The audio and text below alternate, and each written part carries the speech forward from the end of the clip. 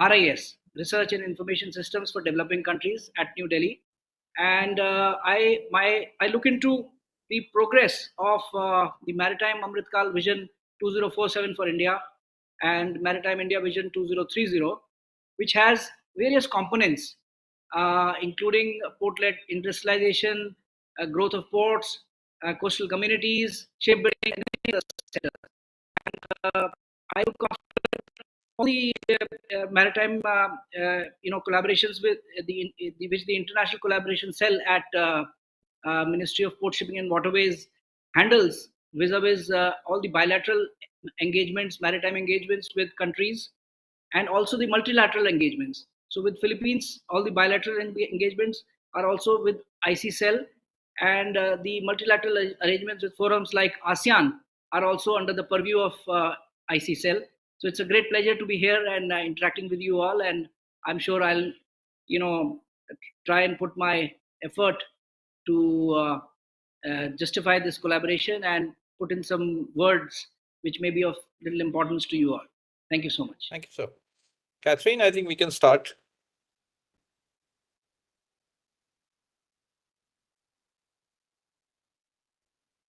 Yes, sir. I would like to first of all welcome all of you today for participating and as audience and also as speakers and our own team. So honorable guests, esteemed speakers and distinguished participants, it is my privilege today to welcome all of you for this timely session on underwater domain awareness and its relevance for Indo-Philippines relationship. This dialogue marks an important step in fostering collaboration between the two nations in maritime domain, recognizing shared opportunities and challenges. Today's session is not just a confluence of experts, but a testament of the deepening ties between India and Philippines, particularly in maritime security, sustainable ocean governance, and regional cooperation. India and Philippines share a long history of diplomatic relations dating back to 1949 when India established its diplomatic mission in Manila. Over the years, the engagement has grown significantly, especially in trade and defense. Given our strategic locations in the Indo-Pacific, maritime security has emerged as a crucial pillar in our relationship. India's recent delivery of BrahMos cruise missiles to the Philippines Navy in April 2024 strengthens this commitment. At the same time, the recent inaugural India-Philippines Maritime Dialogue in December 2024 further reinforced cooperation, focusing on maritime security, adherence to international law, and collaboration in maritime industry, marine scientific research, humanitarian assistance and disaster relief, and naval and coast guard operations. Both nations at this juncture recognize the importance of maritime domain awareness, MDA. The operationalization of the White Shipping Agreement between Indian Navy and the Philippines Coast Guard reflects our intent to enhance the information sharing process as well. Moreover, discussions at the Fifth Joint Commission on Bilateral Cooperation emphasized expanding cooperation in cybersecurity, artificial intelligence, space technology, and counterterrorism. And on the other hand, China's assertive claims in the South China Sea has heightened regional security concerns. And China's nine-dash line claim, despite being ruled illegitimate by the arbitrary arbitration in 2016, remains a challenge, necessitating stronger regional partnerships. India's multi-alignment foreign policy, particularly through the Act in East policy, has enabled closer partnerships with Southeast Asian nations, including the Philippines. This aligns with India's broader Indo-Pacific strategy, ensuring freedom of navigation and regional stability. Both India and Philippines have increased their military budgets in response to the shifting geopolitical tides. Beyond bilateral defense ties, both nations are also actively contributing to the emerging mini-laterals, smaller flexible groupings. So one of the suggestions would be a potential India, Philippines, and the other smaller nations such as Indonesia, Malaysia minilateral, which could enhance maritime security cooperation, supply chain resilience, strategic coordination. So now moving on, what are the different areas of collaboration that we are looking at? So the key areas of partnership includes economic security, revitalizing supply chains, addressing infrastructure constraints, and expanding digital access and innovation. Energy transition is also another critical area, with India and Philippines poised to collaborate on clean energy solutions to enhance regional sustainability. The strategic importance of Philippines in the Indo-Pacific security architecture cannot be overstated. With India's support in capacity building, particularly in maritime security, Manila can more effectively counter maritime aggression and emerge as a regional leader in strengthening the rules-based order. In this context, UDA technologies are vital to this partnership. The Maritime Research Center and Neerdhwani Technology provide a technology-driven decision-making framework offering innovative acoustic capacity building solutions to enhance maritime situational awareness. MRC focuses on knowledge generation, dissemination, and stakeholder engagement, while NDT serves as an innovation and deployment partner. These initiatives not only support naval and coast guard operations, but also empower coastal communities through digital coastal empowerment strategies, ensuring sustainable maritime security and economic development. India and Philippines must develop constructive mechanisms to advance their shared regional interests while upholding multilateralism, such as ASEAN's principles of consensus and unity amidst diversity, should remain central to our approach. Our discussions today will explore ways to leverage UDA technologies, enhance maritime security, and build resilient ocean dependent communities. With that, let me introduce our esteemed speakers and today's program lineup. The program will commence with introductory remarks by Dr. Commander Arnab Das, founder and director of Neerdhwani Technology Pune, who will provide insights into the significance of UDA in strengthening India-Philippines relations. This will be followed by a series of speaker sessions covering key aspects of maritime cooperation. Mr. Sridhar Prabhuraman, Innovation Head at Neerdhwani Technology Pune, will discuss the challenges and opportunities in UDA technologies. Mr. Shlok Nimani, Research Fellow at Maritime Research Center, will talk about the digital transformation efforts for the coastal communities.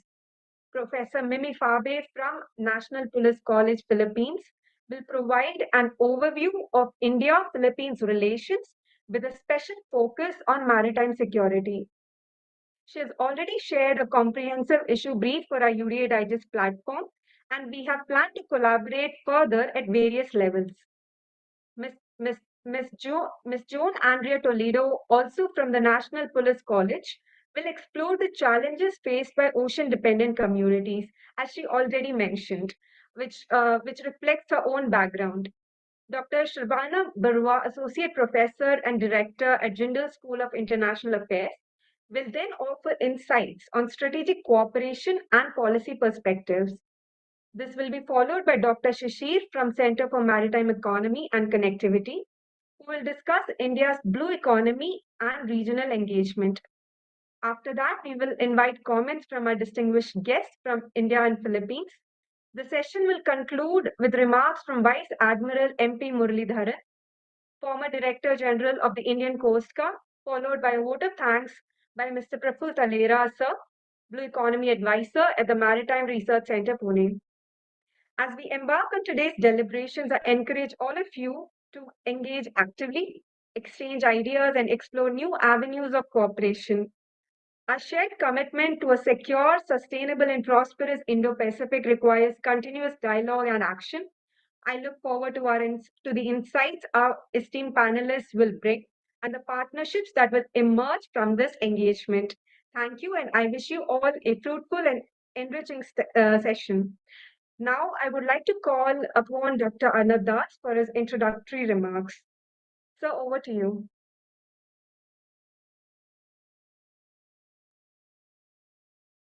Thank you, Catherine. That was a very good opening remarks, and it sets the tone for our discussion today.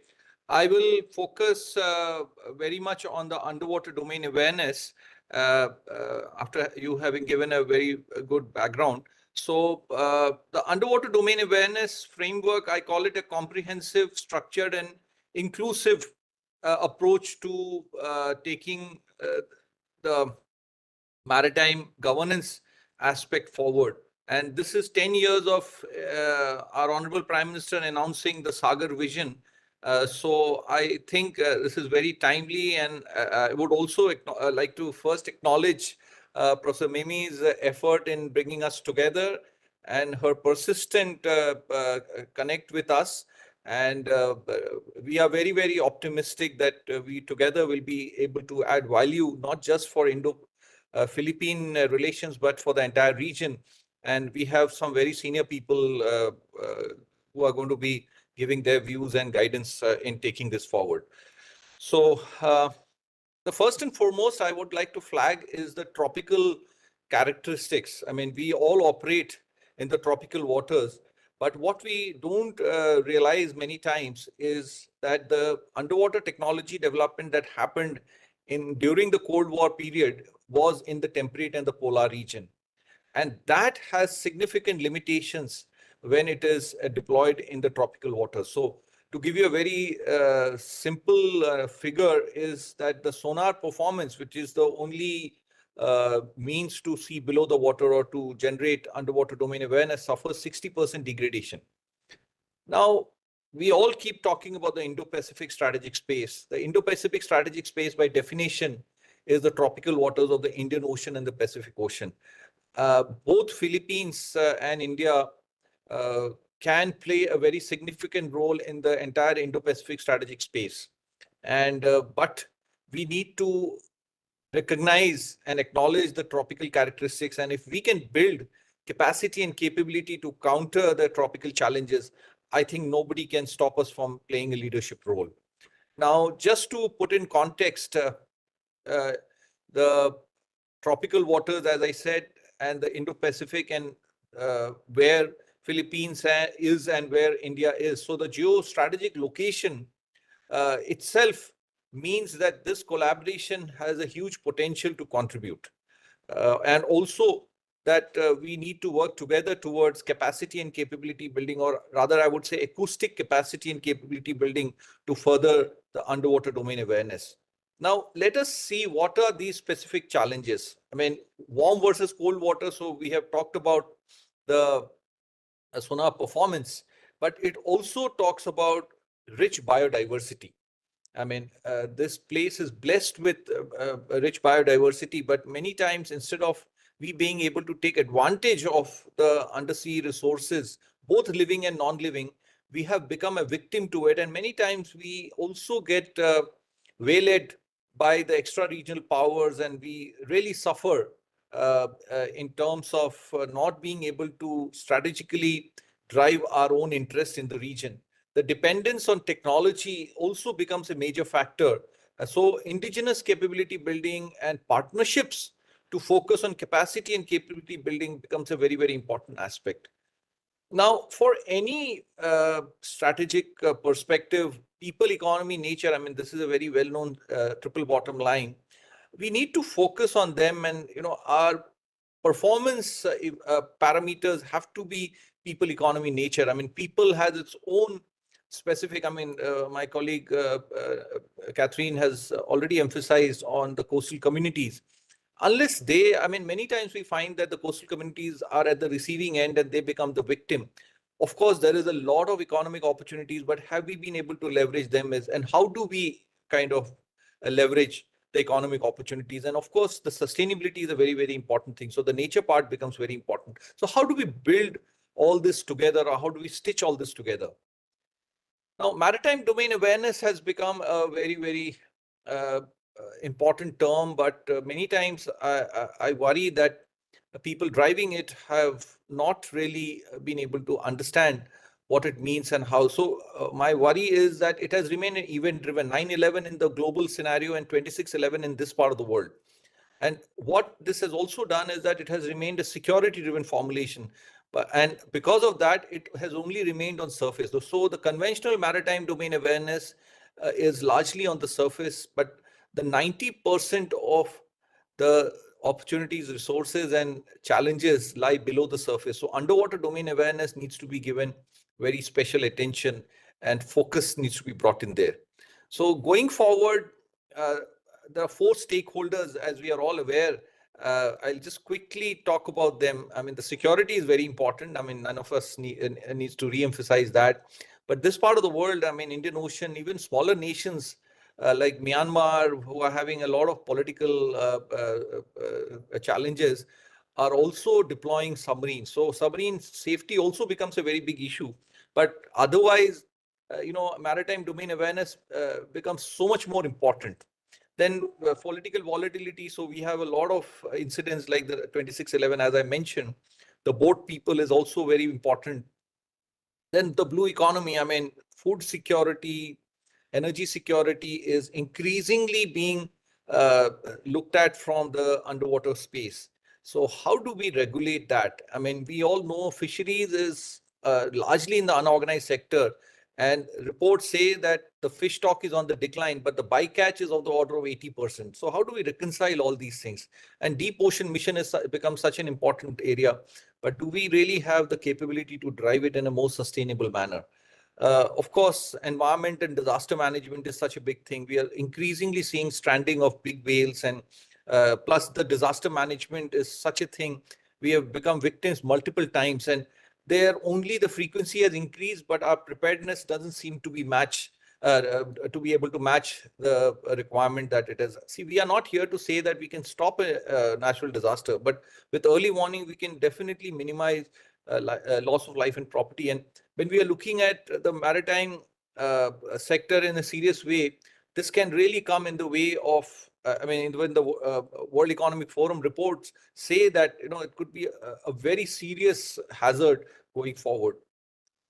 Science and technology, I mean, the most important thing is to understand what this underwater ecosystem is all about, how the multiple components of the ecosystem interact with each other, how then only we'll be able to navigate a sustainable development mode. But the most important thing is, how do we get technology into it? How do we, if you just look at India, India's exclusive economic zone is going to be of the order of 3.7 million square kilometers. Can we put so many sensors? I don't think so. So how do we get smart technology, AI, and data analytics? My colleague Sridhar will be covering a lot of it, how we have found some ways in between these challenges that I mentioned. So this is the framework that we have built, and we have a copyright also of this. The four sides of the cube represent the four stakeholders that we discussed. But the core will be the acoustic capacity and capability building. If the technology that we're importing from the West is suffering 60%, I don't think it can solve our problem. So if we can enhance this deterioration to some extent, like to give you a number, a particular sonar that I'm aware of suffers from 32 nautical miles, the detection range comes to about 6 nautical miles. If I can make that 6 to 12 strategically and deny that to my adversary, from a security perspective, we have a 4-time advantage over our adversary.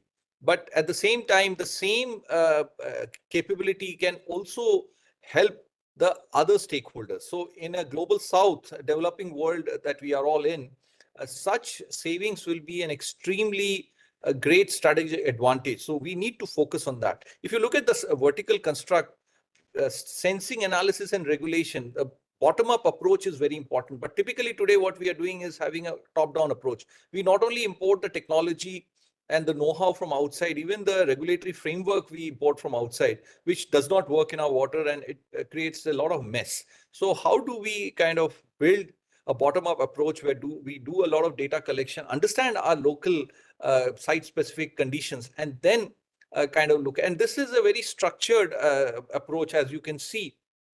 Different components or different stakeholders within, or even for countries to collaborate, this is, I think, can be a very, very important framework. And it is inclusive because it also addresses the communities. So my colleague Shlok will also talk a little bit about what we have been doing for the communities. And we will be having a very focused discussion. Our team recently went to the Maharashtra and the Gujarat coast and got some very insightful inputs from them. And they have, the coastal community has given a lot of positive feedback to our work and the relevance of it. We can divide that into smaller parts like underwater radiated noise from ships. It helps the military in terms of stealth. It also helps the conservation people in terms of regulators, in terms of acoustic habitat degradation. And of course, that suppliers of ships, I mean, the designers and the ship builders can take a lot of inputs from us and reduce the underwater noise because of shipping. And this can cause a lot of sustainable advantage in this part of the world. Similarly, for sediment management also, the connectivity is largely kind of disrupted because of the siltation. That is a very unique characteristic of this part of the world or the tropical waters. So different stakeholders can come together and kind of take advantage of this. So, I mean, as I said, the tropical waters are very different, but modeling and simulation is something which we need to look at, because for AI and ML, a lot of data is required, which is not available. So my colleague Sridhar will discuss how we have kind of found a way forward in this. And I think these are some of the unique solutions globally, which our team has been able to put forward. So typically you require to see, to understand, and to share. To see are the sensors and the platforms. The platforms could be autonomous underwater vehicles or surface platforms. So these are hardware, which I would say a developing country can still try and import. But going forward, once the data is collected, it needs to be analyzed. And that is the data analytics part, which I think should not be done, or the data should not be handed over to our adversary or to anybody outside. And that should be done indigenously, and we should focus on developing this capability. This will be discussed more. But the third is most important: to share. Now, when we say to share, different users will have different requirement. If it's a policymaker, he has a different requirement of the inputs for his work. But if it is a fisherman, his requirement, or people on the ground, their requirement is different. They need different displays. So how do we customize it? Then only it makes sense. Today, the whole thing, to see, to understand, and to share, comes as a full package, where we don't have any flexibility to break it down and make it more customized to the user requirement. The second aspect is even more important. I mean, we have worked on this 100 coastal warrior thing, but to implement this, the human resource has to be of three types. One is the high-end data analysts who will do the algorithm, the hardware, and the whole the back-end infrastructure. But once the data is extracted, or the information is extracted, domain knowledge specialists will have to interpret this. I mean, this will require, I have not listed the other discipline. I mean, it is not just technology part, but also international relations students, political science students. They need to make sense of this input. And the most important for me is the field deployment specialists. These are the coastal community people who, with a little bit of skilling and little bit of support, can be a big asset in terms of managing the waterfront. So this will become the most inclusive part, where we can integrate them into the thing, and the traditional knowledge will come very handy here. I mean, this whole South Asia or Asia, the coastal communities have very unique capabilities, traditional knowledge or indigenous knowledge, which can be put into this larger digital transformation that we are trying to build. So this coastal warrior proposal is something we have built, where we can come together and kind of take this forward. I'll not spend too much time here. This is the marine spatial planning that we have done. My colleague Sridhar will explain this more, so I will just skip that. But I just want to highlight that using non-underwater data or aerospace, like the satellite data and data from the other sources, we have built an underwater picture. So that's very important, and we are trying to build this across various applications. So I think that's the end of my presentation. Catherine, back to you. Thank you so much. Thank you, sir. Thank you, sir. As we have gotten to understand what is UDA and why it's important and how to execute it, we would also now like to explore what kind of technologies must be built to cater to the UDA requirements. For that, I would like to invite Sridhar Prabhuraman to discuss the digital transformation for UDA. Sridhar, over to you. Thank you, Catherine, and a very warm welcome to everyone again. My name is Sridhar Prabhuraman. On behalf of NE20 Technologies, I'll be making a presentation today on the digital transformation for underwater domain awareness, the whole holistic view of that. Now, before we get into digital transformation, Arnab sir very succinctly brought out what underwater domain awareness aspect is. And if you could remember the cube that he presented, the digital transformation effort here essentially is to transform. So in the top of the cube, we have the aspect of acoustic capacity and capability building, which is essentially uh, understanding what is happening underwater in terms of both the acoustic science as well as how we can monitor it, how we can have any risk assessment, how we can perform predictive analysis, and so on and so forth. So digital transformation is one of the way for data-driven decision making. It's a framework that we are trying to build on top of that, which essentially focuses on leveraging cutting-edge technologies like AI, IoT, cloud computing, big data analytics, and so on, in order to enhance our existing maritime security, environmental conservation efforts, and sustainable economic activities. And more so focusing on, like, in this particular context of the webinar, given both Philippines and India have a very strong coastal community, the presentation is kind of leaning towards that a bit. Now, the goal is, again, just to reiterate, that we want to use digital tools to create a data-driven decision framework. What we mean by that is that tools that allows stakeholders involving maritime agencies, governments, coastal communities, researchers. So one particular tool which analyzes and brings together all the information into a single platform that can then be used to drive insights and drive policies. Um, Sorry. Right. Now, why does underwater domain actually need a digital transformation to begin with? So there are four different points for that. One is that the underwater domain is a very data deficient and it's a very poorly monitored at this point of time. Um, it's not just the aspect of one or two countries, it's essentially across the globe. As compared to other fields, underwater domain is something that we are lacking behind in terms of data and monitoring. And there are a lot of challenges that undergo in that. It's not as simple as saying that we are lagging behind in it. There are a lot of challenges that we have to face to actually overcome these problems. I will talk about that a bit. The second thing is that a lot of like more than a large part of the globe also consists of coastal communities, and these coastal communities depend on fisheries, aquaculture, and ecotourism, and all those are the main bread and butter for all of these communities.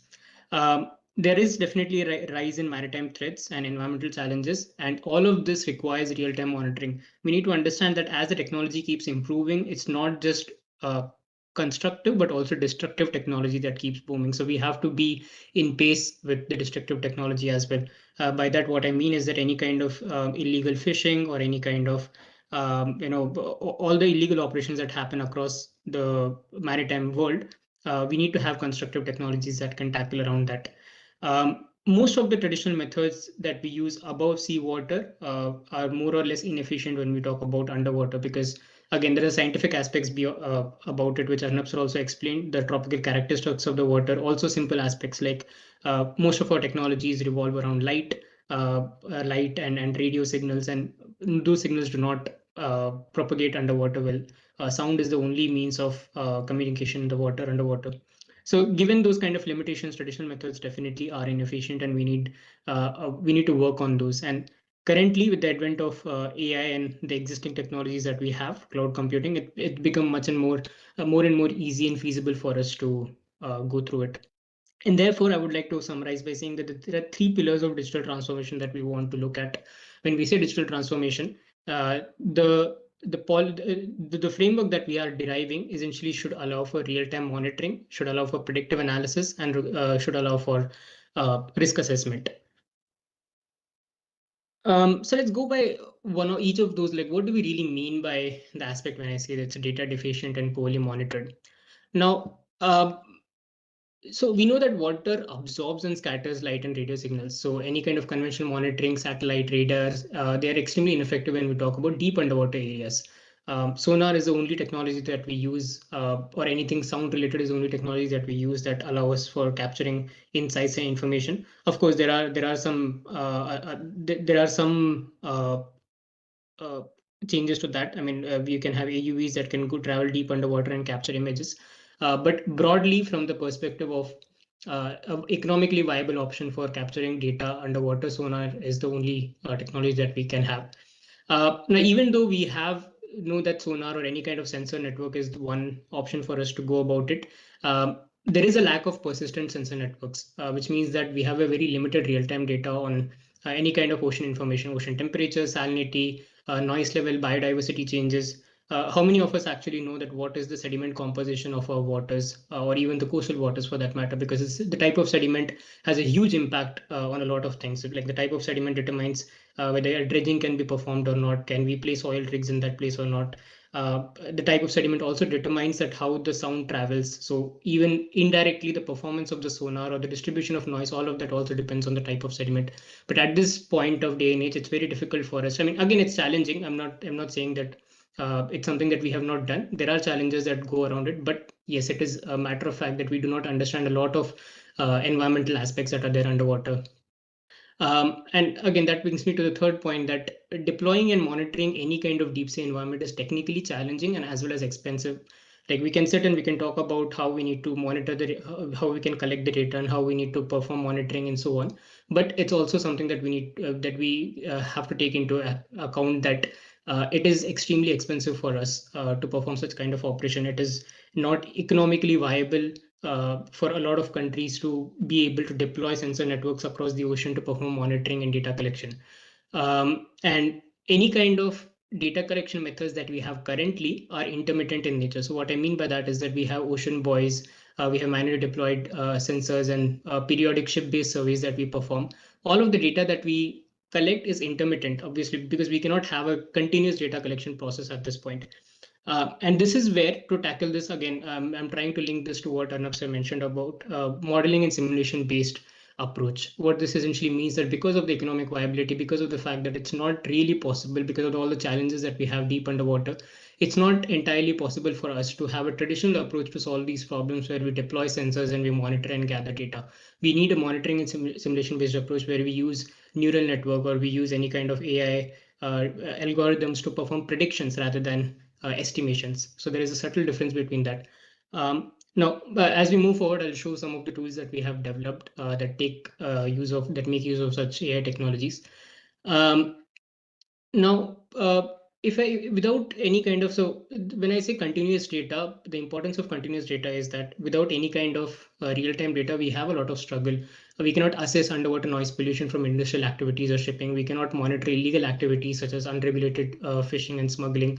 So because there is a lack of data, so as Arnab mentioned, we did go to Maharashtra and Gujarat's coast, and again, illegal activities, unregulated fishing has been something that they also flagged to us. But then there's also a matter of fact that without any kind of data to support the claims, policies cannot be drafted. So again, we need information, we need data to go about anything that we're doing. Even if we have some kind of an incident, like for example, if there are oil spill that's happening, or there's a coral reef degradation, or there is a fish stock depletion, how do we go and tell the world that there is something that is happening? We need again data. We need some kind of a predictive mechanism that tells that if an oil spillage is happening in a particular region, what kind of impact does it have across the broader ecosystem? Like in terms of the ship collisions, in terms of what are the marine habitat in the region that will get affected, and so on and so forth. So yes, I just put articles for each of the points that I'm making. So as you can see, unregulated fishing in Indian Ocean is something that is still a huge aspect. The second point that we spoke about is the coastal communities, depending on the fisheries and aquaculture and ecotourism per se. Now, over 3 billion people globally rely on seafood as a primary protein source. And we understand, and like a lot of us, the researchers, the scientific community, and of course, a lot of other people, they understand that shipping noise does create a pollution. Theoretically, we have defined that shipping noise is disrupting the marine habitats and it is reducing fish stocks.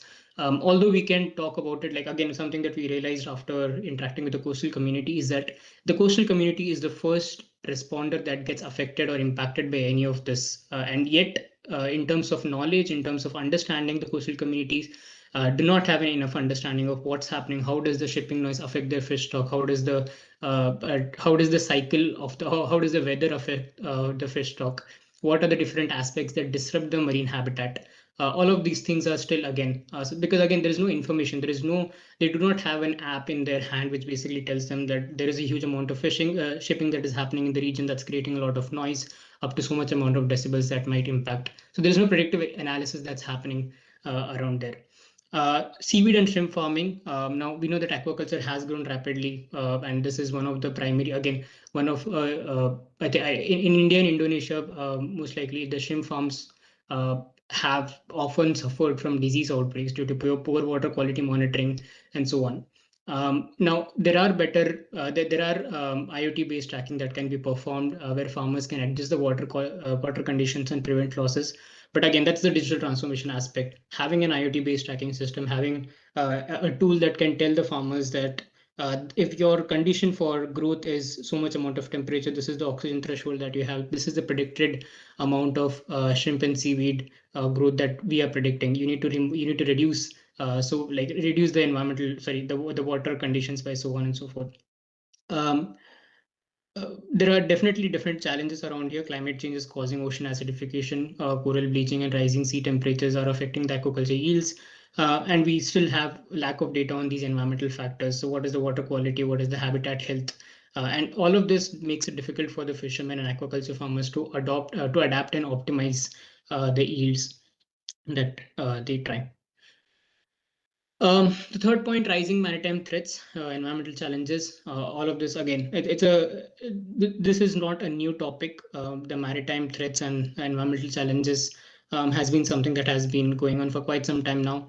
Now, illegal fishing, smuggling, unauthorized vessel movements, all of them remain to be a challenge, be it any kind of terrorism attack or anything. Dark ships, the whole term dark ships has been coined from that perspective, that if you cannot track the movement, because it's a vast, like open sea is a vast area, there is definitely not a possibility for any kind of coastal coast guards or any other such kind of military force to actually keep an eye on everyone. So we need technologies that can understand. So we need technologies that can track the movement of ships.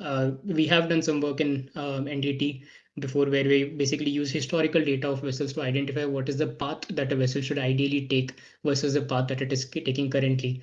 Again, none of these tools, none of these technologies that I'm talking about are accurate. But then again, we are not aiming for accuracy. We are aiming for some inputs, generating some data that would give us a bit of a boost in terms of our initiative. So yes, so these periodic inspections and delayed reporting, all of them, the current system that we have takes more of a reactive approach than a proactive approach. After something happens, we try to analyze and we try to perform some operation. Again, we are doing to the best of our capabilities, but with the technology changing, it's time for us to adapt. There's definitely a lot of environmental challenges that are going around, plastic pollution, oil spills, extreme weather events that are happening. So to tackle all of this thing is why we need real-time monitoring. So when we talk about real-time monitoring, like we can, as I said, we can use historical data to identify what is the route that ships need to take. We already have satellite that basically prints us the picture of what are the ships in the region. We have AIS data, of course, like some of the vessels can disable their AIS transponders, but then collaborating that with the satellite data, which showcases the images of the ships. So those kind of approaches, those kind of technologies are what we're aiming towards when we say digital transformation. And the other aspect essentially is also that when we are talking about any kind of planning or marine spatial planning, again, I'll present that in forward. One of the key approaches that we are trying to take here is that just like a traditional MSP tool will essentially showcase what is the shipping, what is the density of shipping in the region, where are the regions where ports are present, and so on and so forth. However, the actual decision does not come from just that part. The actual decision comes from what is the noise being generated from the shipping, what is the habitat in the region, what habitat is getting impacted, what kind of wind noise is there in the region, where are the oil rigs placed, and so on and so forth. Like where are the ports present in the region and how much noise is there around the port. So what the point I'm trying to make is that the digital transformation initiative is not just around collecting the data, but actually analyzing the data to provide meaningful inputs out of them, rather than just collecting them and showcasing them in a single source, which doesn't really provide like actionable insights. I won't talk too much about the shrimp and seaweed. I think my able colleague Shlok, who has worked on this, is more empowered to work on it. But as I said, just like fishing and any other such kind of this thing, shrimp and seaweed farming is also one of the major sources of income for coastal communities. And that basically means that we need tools that can empower these communities to make informed and data-driven decisions. Now, talking about the tools, again, this is a tool that my able colleague Shlok had created. So I'll let him explain that in the detail, but in relevance to this presentation. So this is one of the digital transformation tool, again, a digital tool that I can talk about where a coastal so this is something that we created for coastal farmers where they can basically input their parameters, the temperature, stocking density, salinity, the pH of water, dissolved oxygen level, and so on. And then we have an AI algorithm which basically performs a predictive analysis that how much growth, how much survival percentage is there, what will be the biomass, what will be the final weight of the overall growth. So we'll basically perform a prediction of all of that and we'll give that to the farmers. And we'll also give a recommender analysis which showcases that your temperature level is extremely high or the pH of the water is extremely high, which needs to be reduced, and so on and so forth. So this has been an initiative that we carried on. This app is ready, this tool is ready.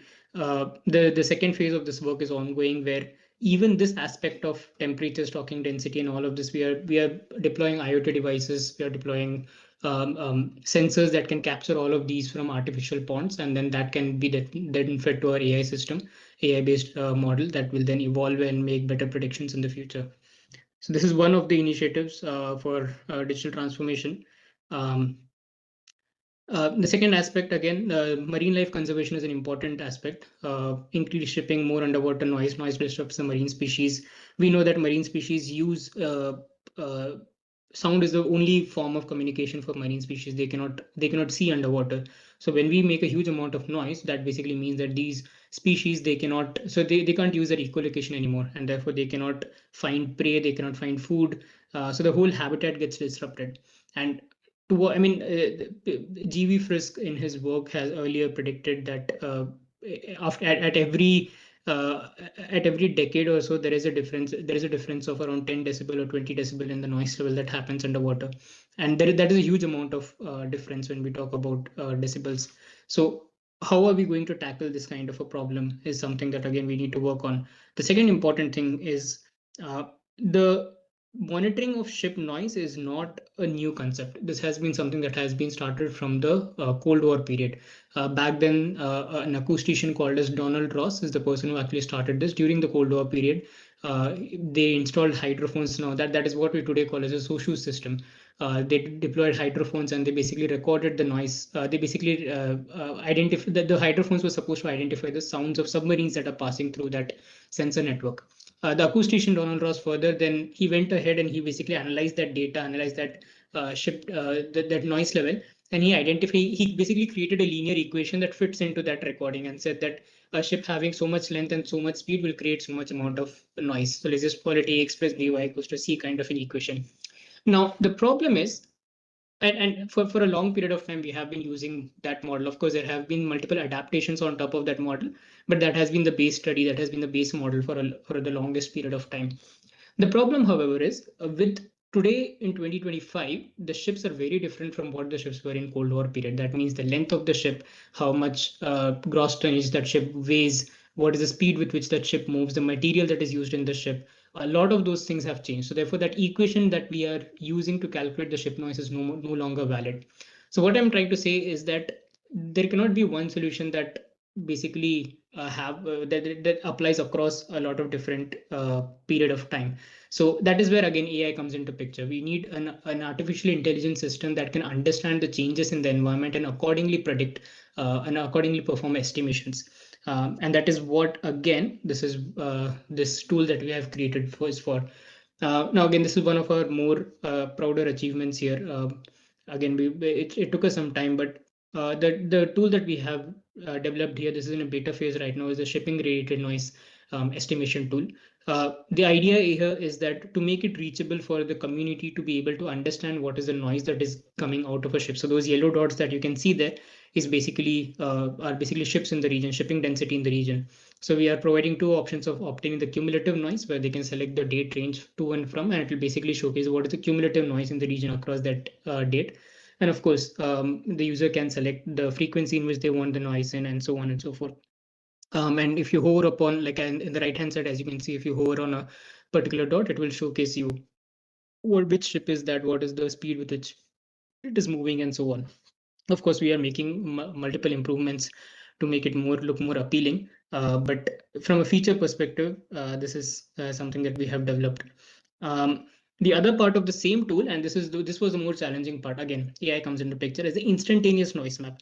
So what I spoke about estimating the noise of the ship and the channel model that is used for estimating the transmission loss between the source and the receiver. Uh, so we need to appreciate that this is a linear equation, which means that if you do it for one ship and one receiver, it will take, if say 1 second. For thousands of ships or 10,000s of ships, it's going to take 10,000 seconds. And we cannot wait for that long to obtain instantaneous data or instantaneous noise level in a region. Again, that is where we use artificial intelligence. So we basically published a paper of using neural network for estimation of transmission loss. So when a sound originates from point A to point B, the neural network, instead of estimating the transmission loss, it will predict the transmission loss, and it is much more faster than we performing the computation using a linear equation. And that has given us the edge that allowed us to create this tool where a user can basically select the depth, drag a region for which they want the noise level, and it will, as you can see on the right hand side of the screen, it will print the noise level for that region. Of course, we provide multiple other inputs as well, where you also showcase the bathymetry, what is the depth level of the water where that kind of a noise is there. And of course, you can also add the AIS layer on top of it to see what are the ships that are contributing to that kind of a noise, and so on. But again, AI or digital tools or the so-called advanced technologies is what have enabled us to obtain such kind of an instantaneous noise map. And this is important because it allows us to gather information in real time. It allows us to understand what kind of activity is happening in real time, rather than, as I said, a continuous source of data, rather than having an intermittent source of data. Of course, both of them are important, but more from a monitoring perspective, this is something that we have developed. Um, Again, the marine spatial planning tool, just to give a sneak peek, this is the broader thing that we are approaching towards, which is like one tool where everything is provided, right from marine environment management to climate risk management to resource mapping, understanding where are shrimps, where are what is the location for shrimps, what is the location for uh, uh, anyway, what is the location for shrimps and seaweeds? What is the location for any kind of oil rigs and ports and everything like that? All of that gets added into this thing. And therefore, one place where the policymakers or any kind of stakeholders, including the coastal community, can understand the relevance of everything together. So as I end my presentation, the future of digital transformation, we need to have an expansion of AI-driven monitoring systems. We need to have an integration of cloud-based UDA platforms. We need to have a government and industry adoption of sustainable policies. And we need to have community-driven data collection. Now, this is an important part where I want to also spend 2 more minutes. Where now, again, as I mentioned, that one thing that we have realized is that community is the first responder for any kind of activity that happens. They are the ones who experience the impacts of environmental changes first, be it declining fish stock, be it coral bleaching, be it increase in pollution. They are the ones that get impacted. And therefore, it is important that we engage the local communities in the data collection and reporting process. And that will allow us to expand the scale of ocean monitoring. And while it will also ensure that the conservation efforts that we are having is aligning with the requirement of the local community. And again, empowering them is will be this thing. There is, in fact, an e-oceans initiative that has been created that basically allows the diverse fishermen and local communities to report ocean changes using a mobile app. And that is, again, I found that to be a really interesting tool that has been developed. So yes, we are moving in that direction. We are moving in the right direction, but we need to increase the pace and we need to have more resources allocated to this kind of a work. At the end of it all, what we are aiming for is that coastal communities should have real-time insights to protect their livelihoods. Marine life conservation should be enhanced through AI-driven monitoring and regulations. Maritime security needs to be strengthened using autonomous surveillance and predictive analytics, and a global cloud-based UDA system where a seamless integration of data and decision making happens, where you have one platform where all the information is present and nothing is in silos as such. With that, I hope I did not exceed my time in my presentation. Thank you. Thank you, Sridhar. I would like to highlight that Sridhar is the head of innovation at Neemthwani Technologies, and he's spearheading several critical AI/ML driven technology projects with significant implications for marine spatial planning and beyond. Now I would like to invite Shlok Nimani, a research fellow at the Maritime Research Center, to share insights on his work in digital transformation, but from the perspective of coastal infrastructure and livelihoods. So, Shlok, over to you.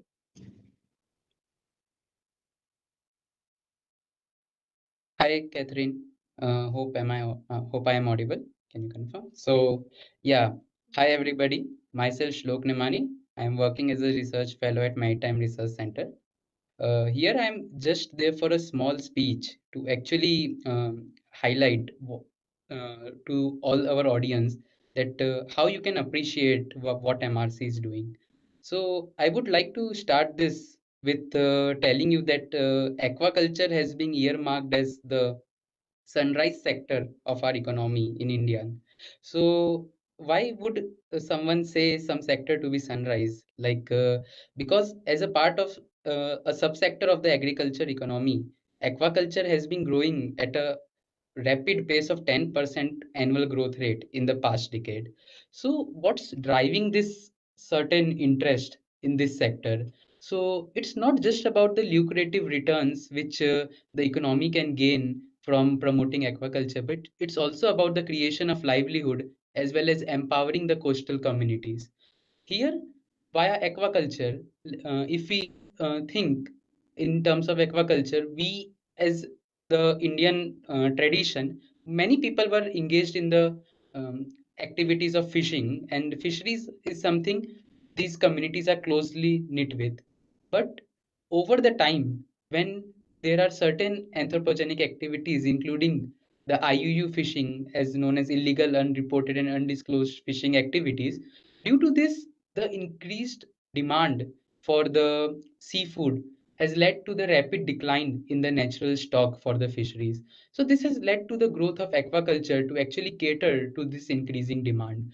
Because as my colleague Sridhar has also pointed out that close to 3 billion people rely on seafood as their protein source. And it's really, you can see how much benefits you can have by having seafood as your protein source rather than having some other synthetic generated organic product for your protein requirements. So this growth of seafood to drive the nutrition has actually increased the demand, and most of the developing countries are the ones who are catering to this supply. India, being the second largest producer in terms of the shrimp farming, just after Ecuador, and alongside that, what's the even if there are opportunities in this industry, what is important is to understand what are the threats this industry is facing.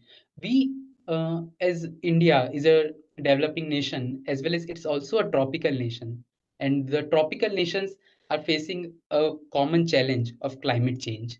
The climate change, the change in the whatever the weather patterns and all, these are actually affecting how productive the aquaculture could be. So over time, what actually led to this change of weather patterns is not is mainly attributed to our own activities, what we try to do for our short-term benefits, and keeping aside what we can gain in terms of long term. So here, if I point out a very important aspect that World Wildlife Foundation has pointed out, that in most of the nations where shrimp aquaculture has expanded, it has been highly correlated with the decrease of mangrove system along the coastline. So what does this depict? That in this coastal infrastructure, while you can allocate land or space for one activity, that is coming at a cost of something else. So here, what is that something else? That needs to be planned. That will come from this data, which is going to be included in this framework of MSP. And that's what where the UDA comes to act as an enabler for this digital transformation solution, which we have named APY analysis. So what does APY analysis actually empower or strengthen the complete aquaculture framework? So it actually has two objectives mainly: to focus more upon the yield or the productivity. And how that is done? So as we all know, in aquaculture, it is a controlled cultivation of the organism. So in that, to get the maximum throughput or productivity, what does it mean? That you provide the most optimal conditions to grow the organism. So here the organism can be seaweed or fishes, or it can be shrimps also. So to grow these in the optimal condition, not every farmer, because whenever some research is done, it's not important in this sector that it's just confined to the research institute. It should go or disseminate to the coastal or the ground level people, which actually rarely happens. So to cater to that, this APY tool, if it reaches or gets scaled to a larger audience, to a larger population along the coast, so there this APY tool can help them optimize the production of their farm. That way, the reliance on the land or the area requirement will be reduced. Because if I want to highlight this, last week only, Honorable CM of Andhra Pradesh has announced that the aquaculture is a rapidly growing sector, and to create more employment opportunities, the aquaculture activities are going to expand, and they will expand the land under aquaculture close to 3x of the original value. So why so much dependence on the area to increase production? That is because when the productivity can't be increased, and this gap of why not focusing on the productivity and more on the area is what we are trying to fill by having this APY analysis.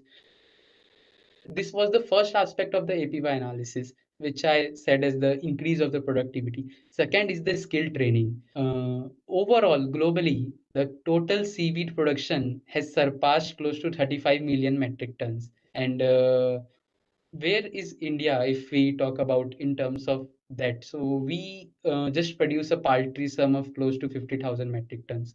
And mainly out of 35 million metric tons, it's just mainly coming from China, close to 22 million metric tons. So there is a huge gap for not just for India, but many nations who have a lot of potential to harness in terms of seaweed. Seaweeds are also, for those who are not aware, one of the most sustainable species that can be grown because of their carbon sequestration properties, as well as they can be used as a blue carbon storage by sinking them to the ocean bed. So via this APY tool, we want to train farmers and create more awareness around seaweed, how to grow seaweed with the most highest productivity to increase their returns on investment, as well as to promote integrated multi-trophic aquaculture by allowing them to understand what is the compatibility between temperature requirements for shrimp versus what is the temperature requirements for seaweed. That way they can see which species are compatible and which are not, and that will help to promote IMTA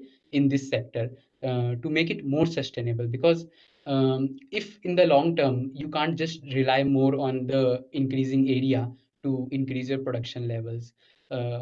So with this, the APY analysis is one of the solution which we are trying to integrate in the MSP. Now, if I talk just about productivity and all and the MSP, so why the planning and why the spatial planning? Because it's not just about nature, it's also about the social harmony. When we talk about, I said the shrimp aquaculture led to the decline of mangroves and other coastal ecosystems, but there are also conflicts between the communities where they want to participate in aquaculture versus they want to participate in the agriculture. In cases of like run of Kutch in India, Gujarat, so people also want to have their salt farms where they get the salt extracted from the seawater. So the coastal land is kind of becoming a battleground for how the policy makers should find which sector should be allocated much and where. So that's all which will come through this data-driven analysis as a part of marine spatial planning.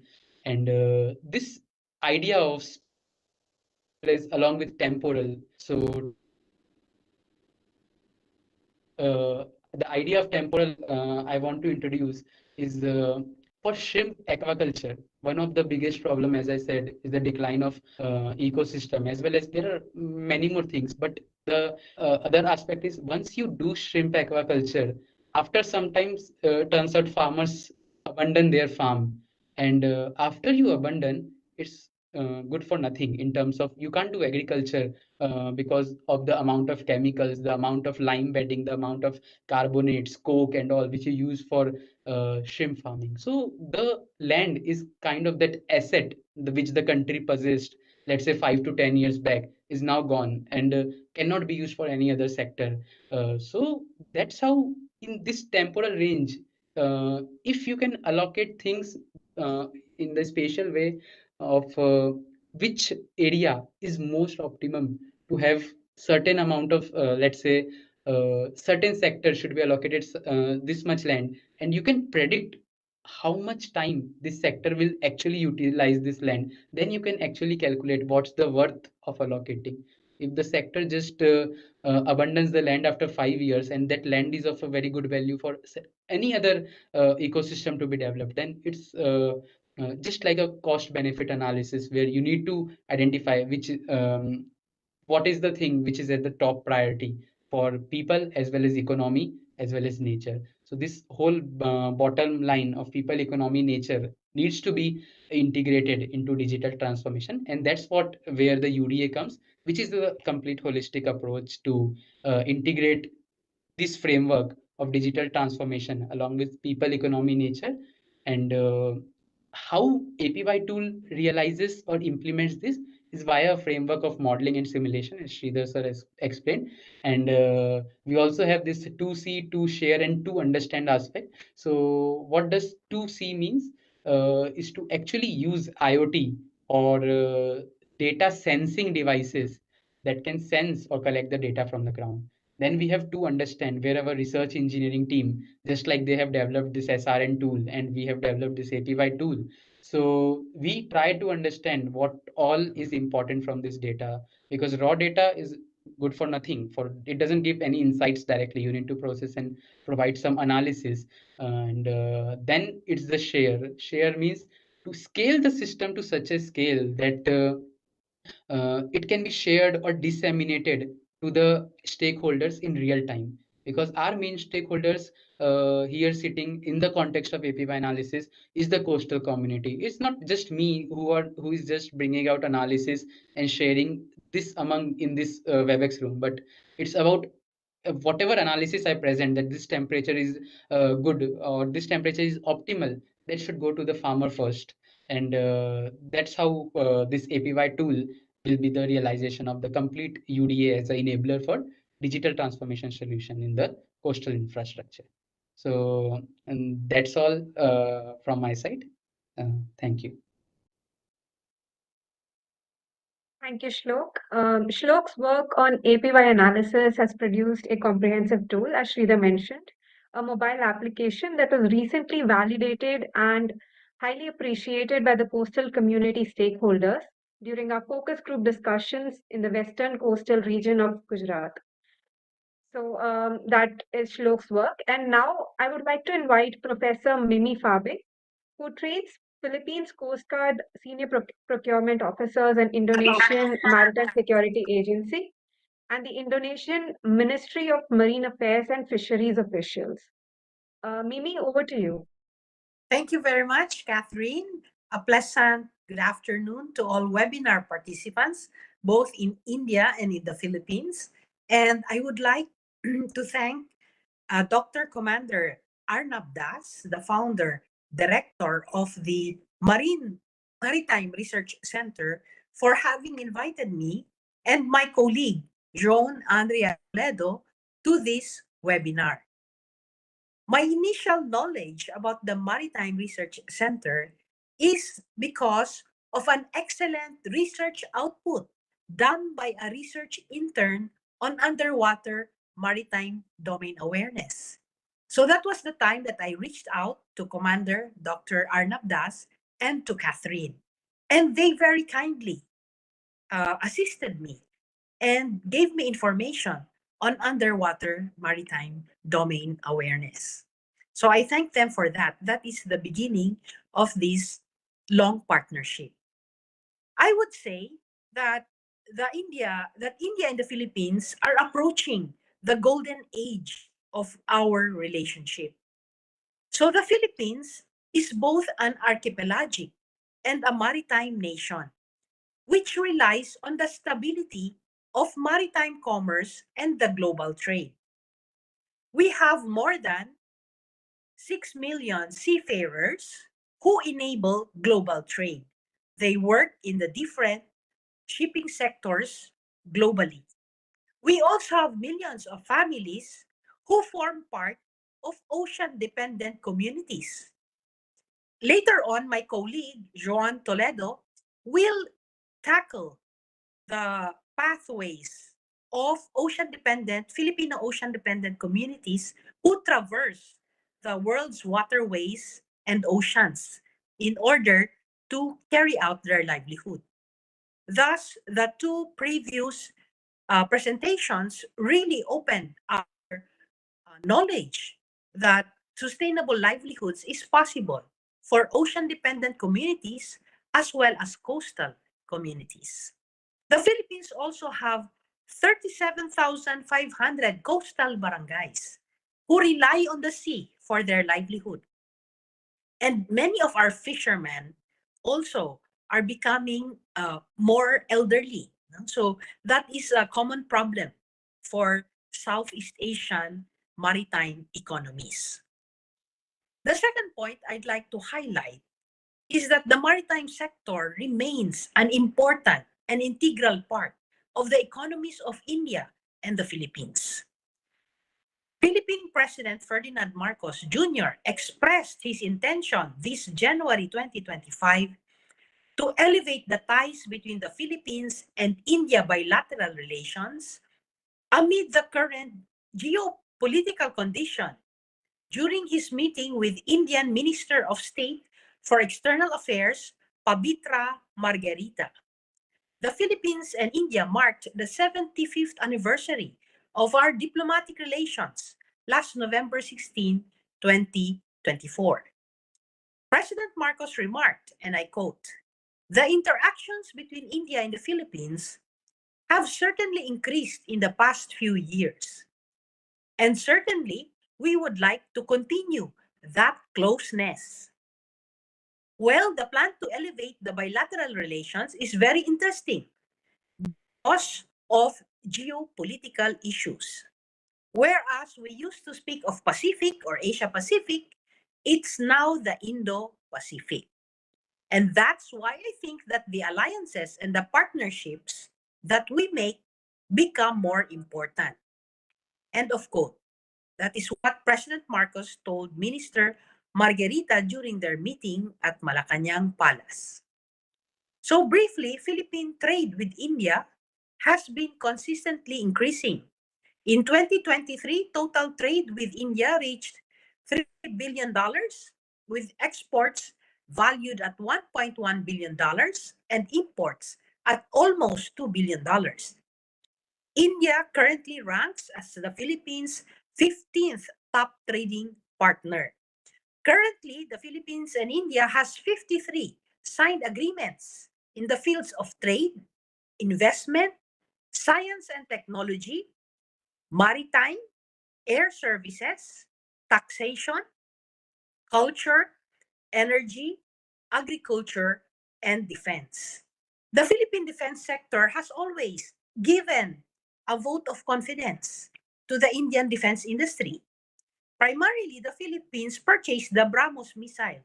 And because of the import and the usefulness of the BrahMos missile for the Philippines informed the Indonesian government that they too should purchase BrahMos missiles. Currently, there are talks for procurement of BrahMos missiles by the Indonesian government. Another area is that for 2025, the Philippine Armed Forces committed to spend $200 million to purchase another set of missiles, the Akash missiles from Bharat Limited Company of India.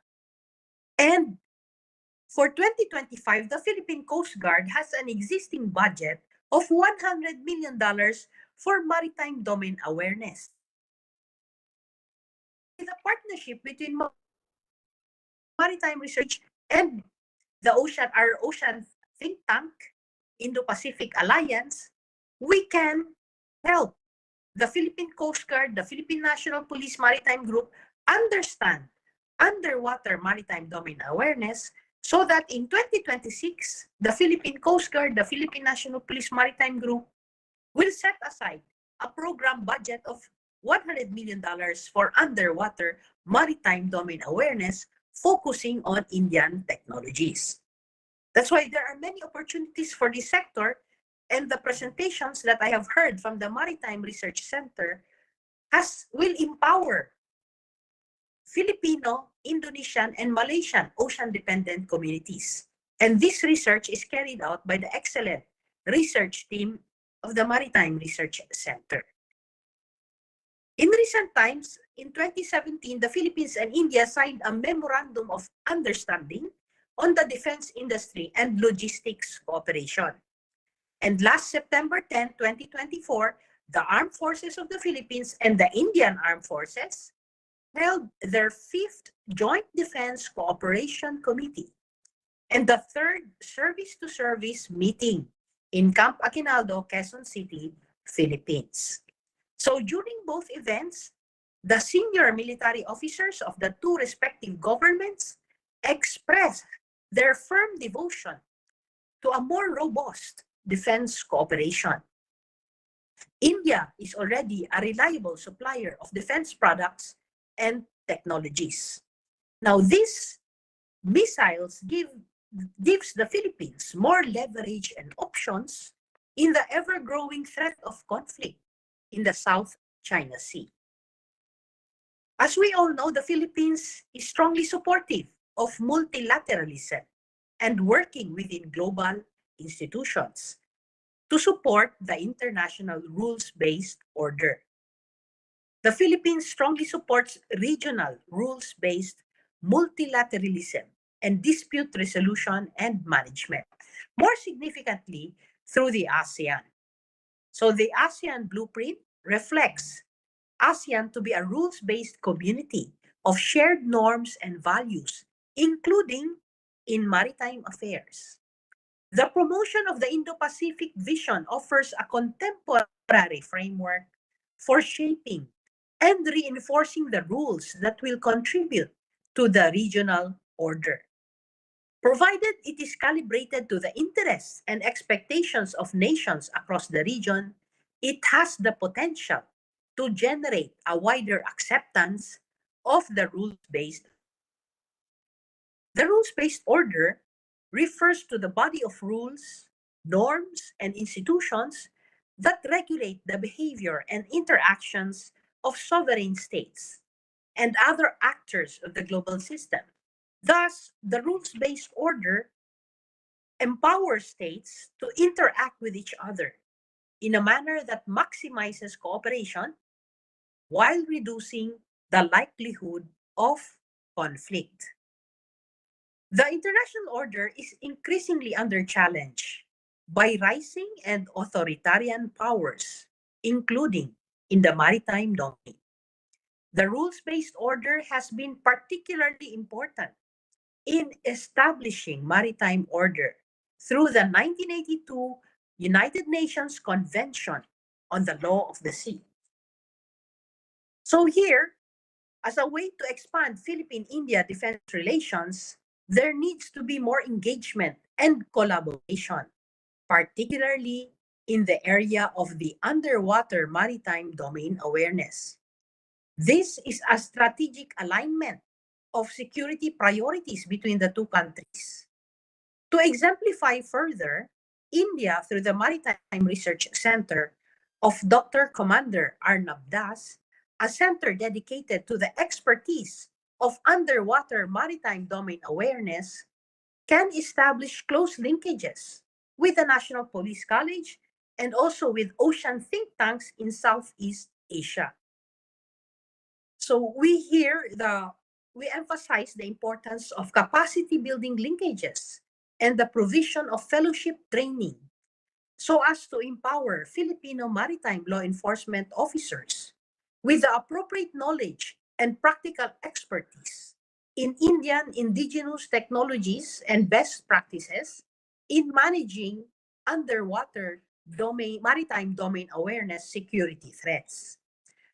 This kind of training is timely with the discovery of underwater Chinese drones within Philippine territory. Moreover, the Philippine Navy also detected the presence of a Russian submarine inside Philippine territorial waters.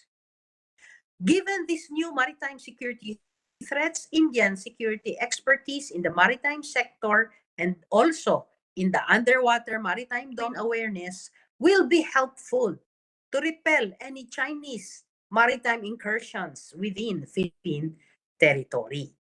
Therefore, the Philippines needs to improve its deterrence capabilities through the use of AI and electronic warfare in the South China Sea, including the establishment of a special technologies department within the Philippine National Maritime Council. For the Philippines to be successful in doing that, we will need the help of our strong ally, the government of India, under the leadership of Prime Minister Narendra Modi. Now I will tackle the Look East policy of India. Southeast Asia holds a strategic importance due to its geographical proximity to India and its role as the gateway to the South China Sea. Southeast Asia is a crucial part of the Indo-Pacific's geopolitical framework, and India's growing relationship with the region is seen as a counterbalance to China's expanding economic and military influence. Therefore, in Modi 3.0, India aims to solidify its position as a reliable partner in the Indo-Pacific region. In a speech given by Indian Prime Minister Narendra Modi, he noted that Southeast Asia remains a strategic area for India's external engagement, stating that for India, no region receives as much attention as this, Southeast Asia.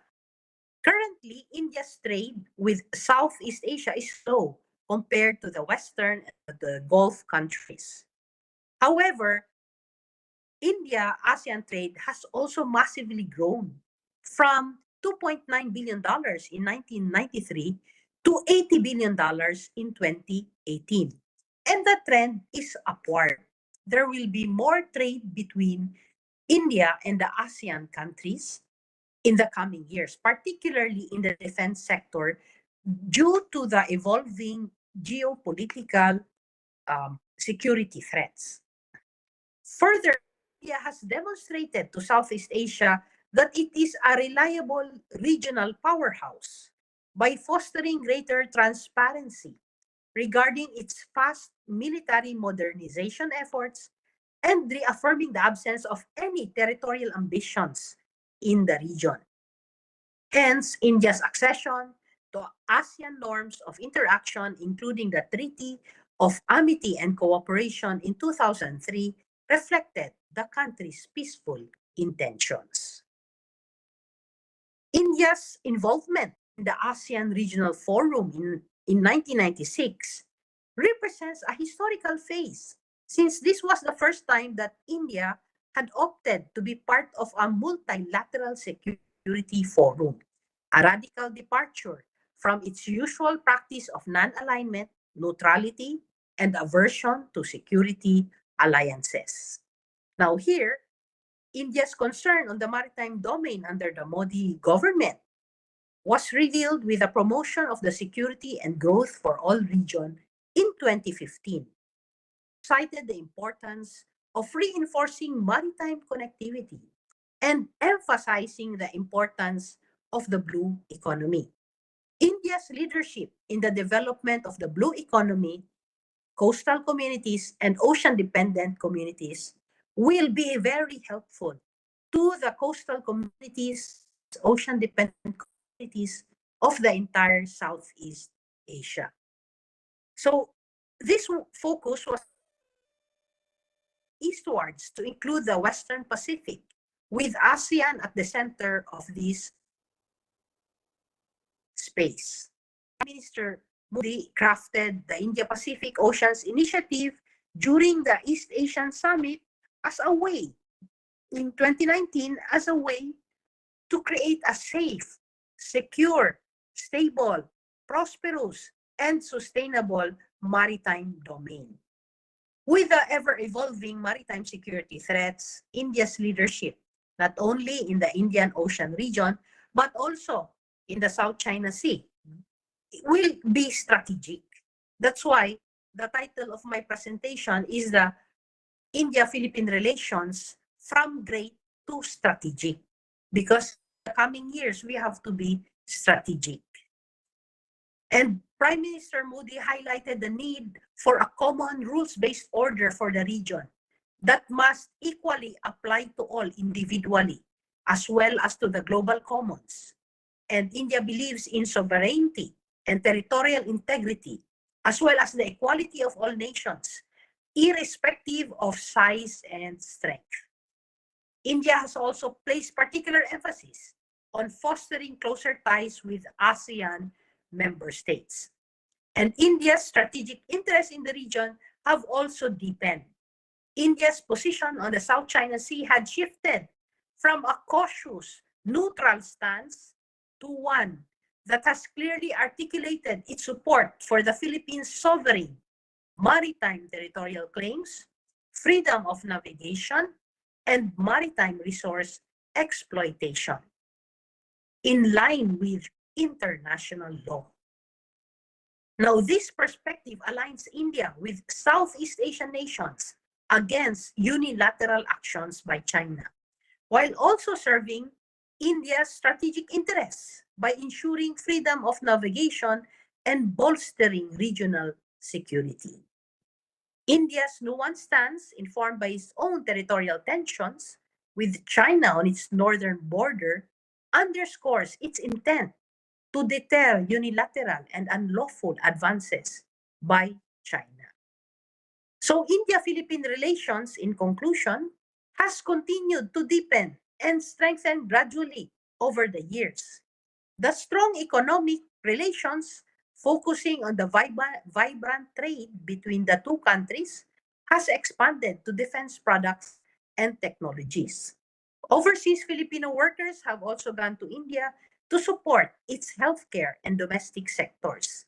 In exchange, the Indian pharmaceutical companies have provided affordable medicines to the Philippines. As the Philippines faces Chinese coercive actions in the South China Sea, it can rely on India for enhanced maritime cooperation agreements in the form of underwater maritime domain awareness, partnerships, and technology exchange.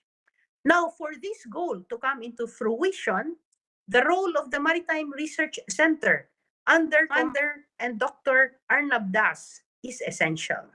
Thank you, and a pleasant good evening to all the webinar participants. I turn over the time to Ma'am Catherine. Thank you, Professor Mimi. As trainers of key maritime officials, you and your colleague, Mr. Lido, have taken a significant step in building capacity and capability in underwater domain awareness, which we highly appreciate. Your collaboration with MRC and NDT will play a vital role in sharing this knowledge with the Indonesian and Philippine Coast Guard, Navy, and broad marine affairs and fisheries community.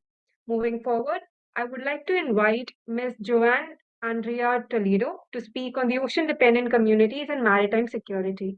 Over to you, Mr. Toledo.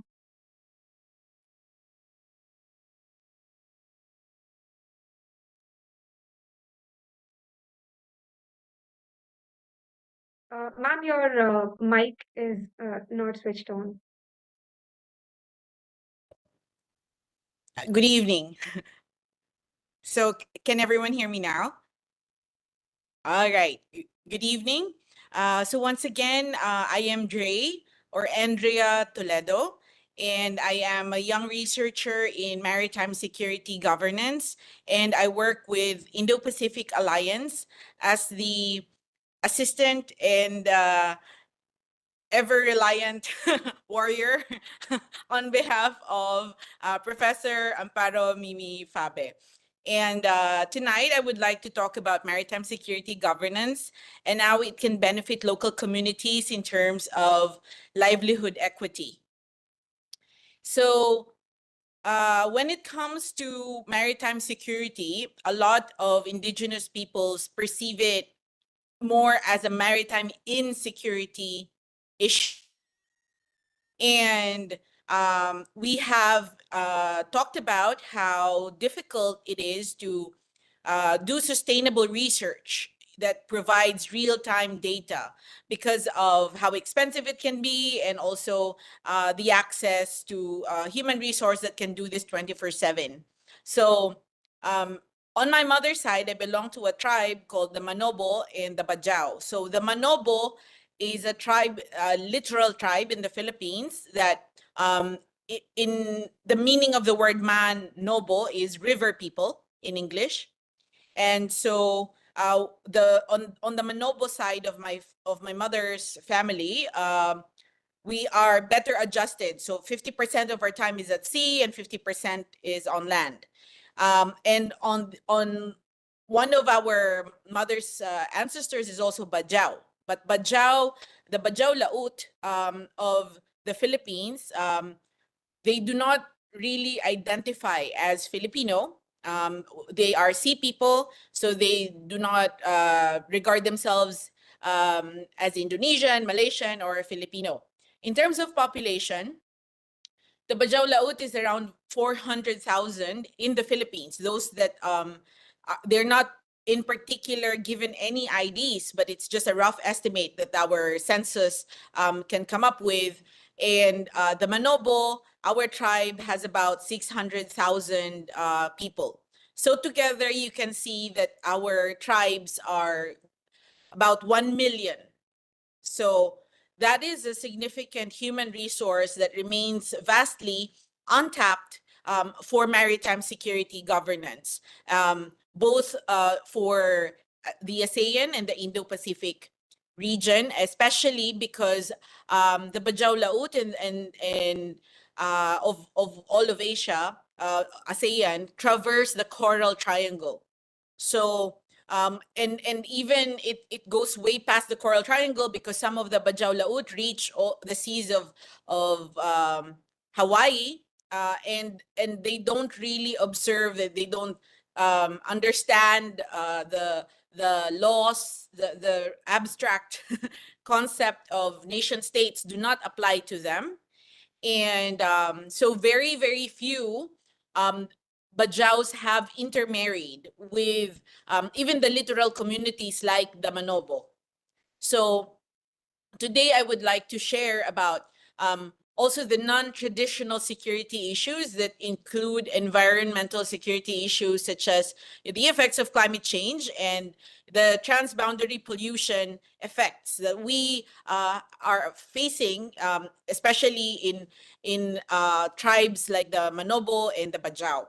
So how do we do the regional cooperation to combat the climate change threats in Indo-Pacific and ASEAN seas, as well as the transboundary pollution issues? So these are things that for sea people, we don't want to be called sea gypsies. There's in the scholarly world, there's a tendency to call the Bajau Laut as sea gypsies or sea nomads. And so as one of the few descendants that have had the unique opportunity to become educated, I do advocate that we would prefer that we are called sea people instead of sea gypsies or sea nomads. And so one of the unique qualities of the sea people traversing the Coral Triangle, which includes, of course, Indonesia, Malaysia, Papua New Guinea, the Philippines, Solomon Islands, and Timor-Leste, is that it is one of the most important reef systems in the world.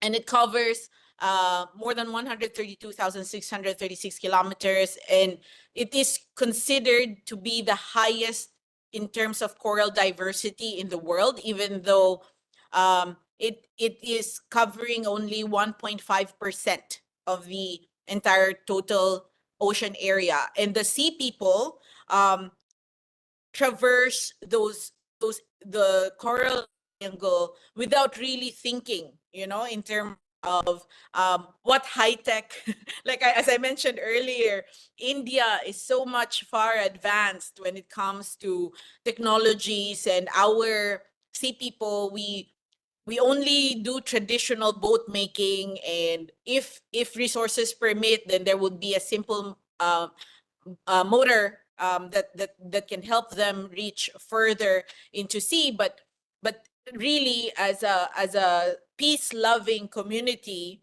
the Bajau Laut, the reason that they keep moving from one nation state to another is that they really will not want to get IDs or passports because they don't vote. So only the Bajau that have intermarried with some of the littoral communities like the Manovo, or some who have intermarried, a very few who have intermarried with open-minded Tausug. So these are tribes, the Tausug and the Manovo. We are considered the warrior tribes of the Philippines. And so earlier we were I saw that Commander Das also mentioned about the coastal warriors, and I smiled from ear to ear, because we are referred to as the warrior tribes. And of course, given the modern definition of terrorism, and a lot of the tribes are really not aware about how all these definitions impact the warrior culture of such tribes as the Manovo and the Tausug. We are the only littoral communities that have retained our identity because we know how to fight. Bajau Laut, and for example, in my family, we have a grandfather who is Bajau Laut. So we just joke that we have the blood of mermaids because we can genetically stay underwater for a long time. And so the monitoring real time of what's happening underwater might be expensive if it were to be done by the scholars 24/7, but we do have for at least 400,000 Bajaus that temporarily stay in the Philippines, especially in the southern part of the Philippines, which is Mindanao. However, I would like to share with this maritime dialogue that because of the incursions of China and all the aggression that we know that the Coast Guards of the Philippines are responding the best way they can, but the first ones to be affected by the aggression of China is also the sea people. And what is the effect in the last 5 years, especially during the height of the pandemic? We have our organization, the Indo-Pacific Alliance, has also done extensive research about how many Bajaus or many sea people are being trafficked to places in the Philippines like Cagayan de Oro City to become beggars. And so, because of the Bajau's affinity to the sea, they need government to support acquiring fishing gears that support sustainable fishing, and to empower them to establish and run their own fishing cooperatives. They can also be assisted in maintaining and propagating mangroves, which are essential for the propagation of fish stocks. They can also be helped in marketing their produce and provide on-site education. We have been proposing that if we cannot force the sea people to go on land to study. So our proposal is to before we can tap them as human resource for maritime security governance, that first we must be able to creatively provide a solution such as floating schools. And say in Bungawi, in Tawi-Tawi, in Davao, and then in these floating schools which we propose, we can teach them not only seaweed, regenerative seaweed farming, shellcraft, fish processing, but we can also, with the help of the Indian government, see which of the young sea people, the teenagers, can be tapped, since they will be quick to learn the technologies that that are required for keeping real-time data of what's happening, not just on the surface level, but also underwater. So I'm sure for all our participants that are familiar with the sea people, with the Bajau Laut, we only do sustainable fishing. It's spear fishing. It's very it's very traditional, and we don't really damage the coral reefs or the resources the way like big trawlers damage the seas. And so with the ever expanding demand for fish as the primary source of protein, there are many non-indigenous people but Filipino fisher folk that have resorted to the use of illegal fishing methods, including dynamite and cyanide fishing. So we propose that farming algae, like lato or Caulerpa racemosa, is something that we can teach the sea people, and that they can also be trained and equipped to do fish farming in the open sea. So these are things that because they are not many of the Bajau Laut in Indonesia, in Malaysia, and the Philippines do not have IDs. They do not have, they refuse, even if the governments will try to give them IDs. The point that they do not vote, they do not identify with the modern day invention of nation states. They do not. The last leader that the Bajaus are actually aware of is already a dead sultan from more than 1,000 years ago. And they don't know the prime minister, they don't know the presidents, they don't know the mayor, they don't know anyone. They only have oral tradition of the last sultan that that sent them out to sea to find a missing princess, and then they never got called back, and then that's it. They've been roaming in the seas. So some of our concerns is that we don't also provide health facilities for the sea people.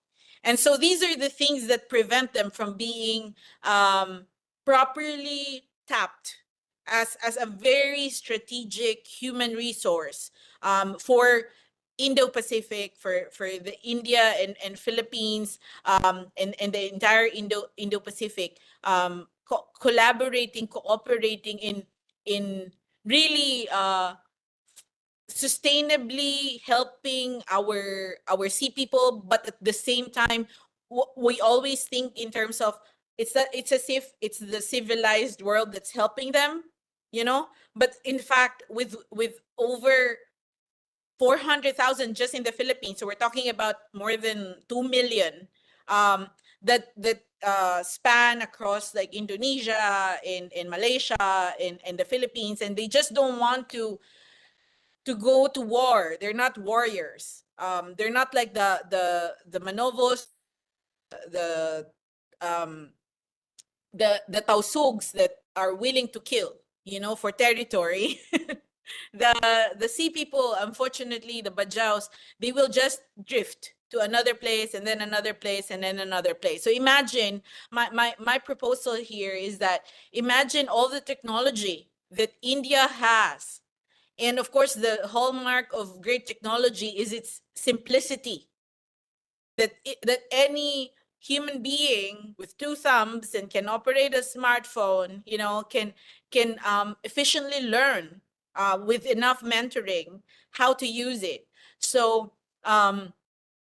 I am very optimistic that with the golden age of partnership between India and the Philippines, that we can do so much, because our solutions in the Philippines can be considered very primitive.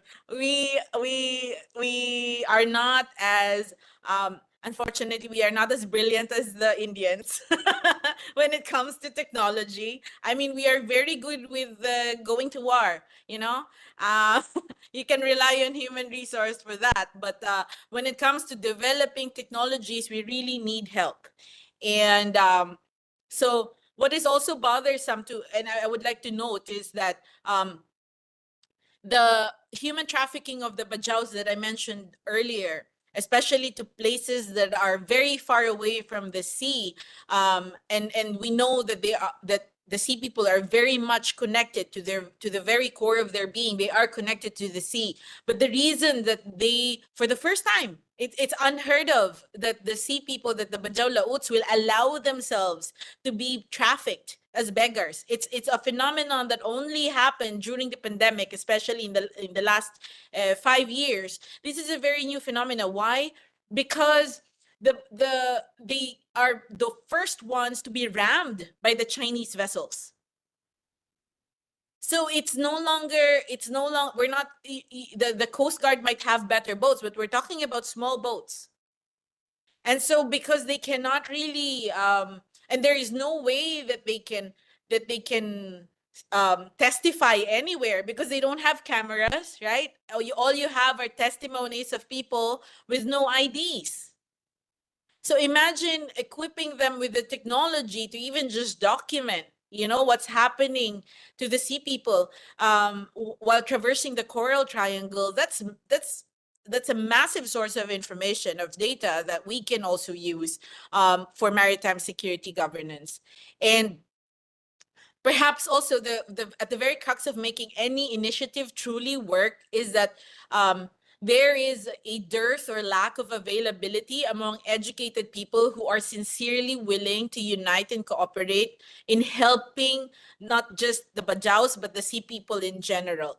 And this is because there is like a perception that the sea people are unhygienic, uneducated, that we are, and obviously, as you can see, it's not true. Some of us, I mean, my mother was able to get out of that stereotype by getting access to education, but that's very rare.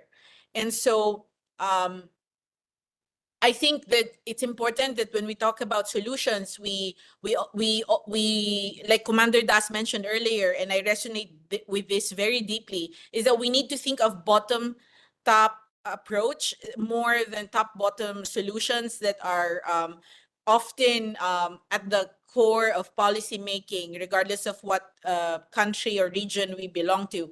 And I think that imposed development on the sea people, on the Bajau Laut, must be avoided, and that the consultation is vital. We have to first ask, you know, every member of the sea people of the Bajau Laut communities to know what do they really want. Because first of all, they don't like money. They don't have use for currency because they don't have IDs. They only value if we can provide nicer boats, even if they're small, and if we can teach them how to maintain such small boats and use the monitoring, the surveillance technologies that will be on the boats. So these are the things that they will be open to accepting, because it will not force them to change their lifestyle and their way of life. So I think that first we must start with the heartfelt and expressed aspirations of the sea people when we conduct such consultations, and that we also, as scholars, we have to be aware of the initial can't do's, you know, like the skills and the resources, and the won't do's of the sea people, like their perceptions, attitudes, and fears as Bajaus. And so of course, I don't want to extend beyond the 10 minutes that was given to me, but I very much look forward to learning more about all these technologies. I'm very excited to learn more about all these technologies that I can help scale, not only in terms of understanding and learning for our military and PNP, the police officers in the Philippines, but also for the sea people, the very tribe that I belong to, And because I am confident that if the problem of India, Philippines, and the entire ASEAN Indo-Pacific region is human resource, well, we have over 400,000 in the Philippines alone waiting to be tapped. And the Manobos are 50% at sea. And so if we need warriors, sea warriors, to help the Manovos and the Tausugs, who are more open-minded, are willing to work with the Bajau Laut as a necessary added security on the boats. So I feel that there are a lot of exciting collaborations up ahead, and I look forward to learning more from all of you. Thank you very much. Thank you, Ms. Andrea Toledo. The deep and intricate relationship between vulnerable coastal communities and the oceans, as well as the negative feedback loops driven by climate change, often go underappreciated. Additionally, the diversity within these communities plays a crucial role in shaping policy execution and has significant implications for technology implementation, as you rightly pointed out. Your insights have highlighted the urgent need for sustainable and inclusive interventions. Thank you so much. And now, unfortunately, we are running short on time. I kindly request the speakers to limit their presentations to 10 minutes. I apologize for the adjustment. I now invite Dr. Shabana Barwa to share her comments and perspectives. Over to you, ma'am. Thank you. I was hearing both the speakers who spoken with great details, and particularly from Miss Andrea, who spoke about the sea people and how their struggles have been, how that has aligned with the UDA, how that can, and the problems that you face can align with the UDA framework at large. And I think what Professor Mimi has said, that India-Philippines ties overall has deepened over the past couple of years. I would like to draw from your presentations and give a very brief remark. When I say brief, it's truly brief, just about 5 to 7 minutes.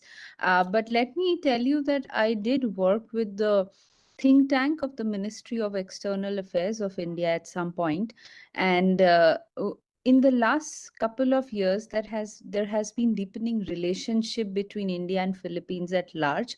When I changed over in terms of my profession and joined the Jindal School of International Affairs, we had the ambassador of Philippines to India join us for our commencement lecture last year. This is in view of the fact that we celebrated 75 years of India-Philippines relationship. And mind you, we also celebrated in India the 75th year of diplomatic relationship with Indonesia. So two countries which are of great importance to India. I think in terms of the UDA framework, in terms of maritime alignments and convergences, we have a lot of scope in the field. And I would like to congratulate MRC for bringing forth this UDA framework with great passion. And I think in the last couple of years, UDA has been in everybody's minds, and that is what MRC has managed to do. Now, coming back to India's vision and where we can align, I see I will outline and highlight two main points, and then from a policy perspective, probably give 1 or 2 points for engagement where we can collaborate. One is, of course, the fact that our defense ties have been, because I've been asked to speak on the strategic angle, and our defense ties have deepened over the a couple of years, particularly in 2022. India signed a contract worth $374.9 million to supply the BrahMos missile system, and last year we delivered the BrahMos cruise missile. I think that is one area where the UDA framework can fit in, and both countries can see where AI can play a role, where also overall in terms of, because we've had this issue of non-traditional security issue, but also issues of strategic importance like laying down or the need for cables, undersea cables, and things like that. Areas which are not just hard power security, but both soft and hard power mixed together. So point being that security is one area where both India and Philippines are looking towards forging deeper ties. But on another front, when we talk about India's Indo-Pacific Ocean Initiative, which has 7 pillars where countries are welcome to come in and pitch in on one or any of these 7 pillars. One area is capacity building. One of the pillars is capacity building. And I think India and Philippines, and I think Ms. Andrews spoke about this a bit in detail, that in terms of capacity building, we have a lot of scope. Now, because I come from a educational or academic background, I would like to mention that there has been some MOUs that have been signed in terms of capacity building. We have had track 2 dialogues that have taken place between the National Maritime Foundation and the Strat-based ADR. I'm not very sure about which was the partner institution, but if I'm not wrong, it was Strat-based ADR institution. And this MOU initiated a track 2 dialogue, which means that people like you and I, who don't belong to the government per se, have a chance to participate and feed into the policy level. So since this has already been institutionalized, I would like MRC and other partners in the Philippines to continue with this process so that our India Philippines maritime dialogue will continue, and not just at the level of the government, but level of the institutions which are below the state level. It could be societies, it could be think tanks, it could be any other academic institution. In terms of also building of capacity building as such, I would like to also talk about the fellowship. That there has been a Philippines is beneficiary to Indian technical and economic cooperation uh, initiative, which is ITEC. So lot of training that you had mentioned, lot of capacity building is already happening at that level. But to that, I would add to what the OP Jindal University is also doing. We have this fellowship called the Naveen Jindal Young Scholars Fellowship that is being offered today.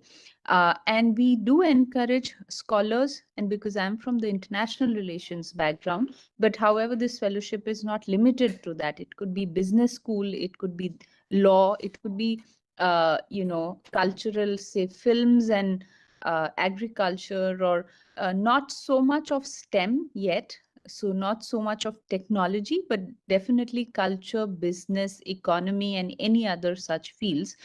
Scholars from these fields are encouraged to apply, and it's a 1-year fellowship where 3 months, minimum of 1, but up to 3 months, the OP Jindal University is offering stay and accommodation and allowing scholars across the world to come and gain from such insight, which means that also capacity building can be facilitated at a university level.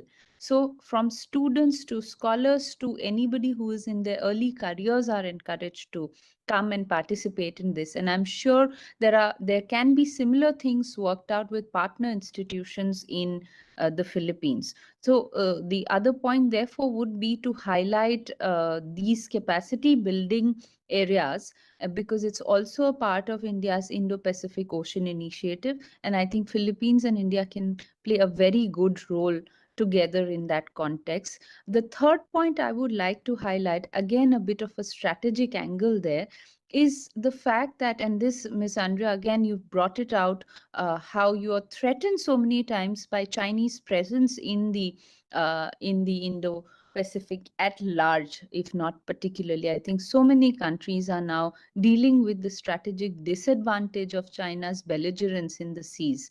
Now, we already have multilateral or at least alliances that have been formed.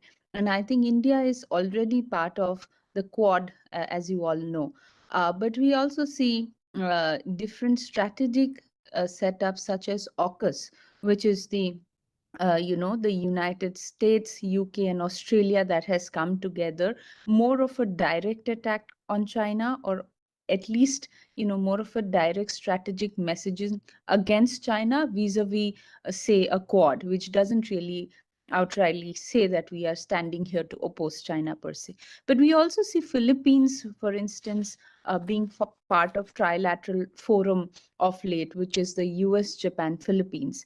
So I think what I'm trying to say is that there are many formats through which we can engage. So if there are certain things we feel that an agenda cannot be just taken up at a bilateral level, we always have different formats where we can discuss and take it to a higher level and see how we can cooperate with the region, because some things, as has been mentioned, cannot be done in a nutshell or in a small space. We have to expand that area. So we could engage as a part of our further, a further way to converge and see how we can address different issues, including the blue economy as mentioned. And if I would like to add one point to Mr. Sridharan had initially spoken about the shrimp and seaweed, if I'm not mistaken.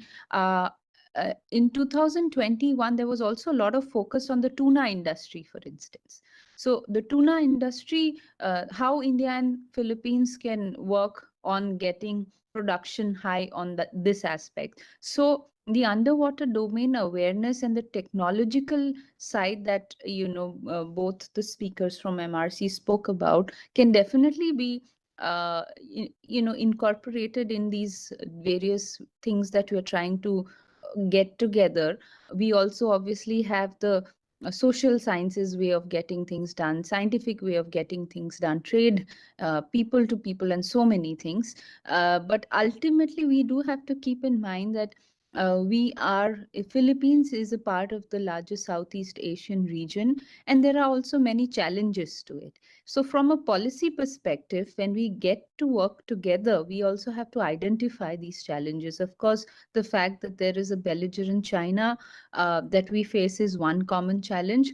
The other, of course, is the fact that we tend to work little slow than we tend to talk usually. That's what happens, and I think that's only natural.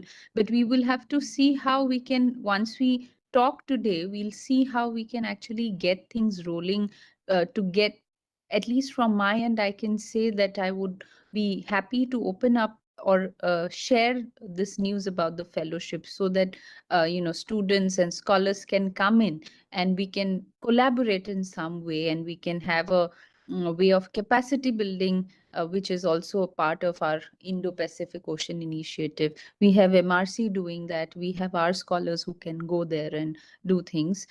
So just to wind up in the last minute, that yes, from a underwater as such domain awareness, we not only have our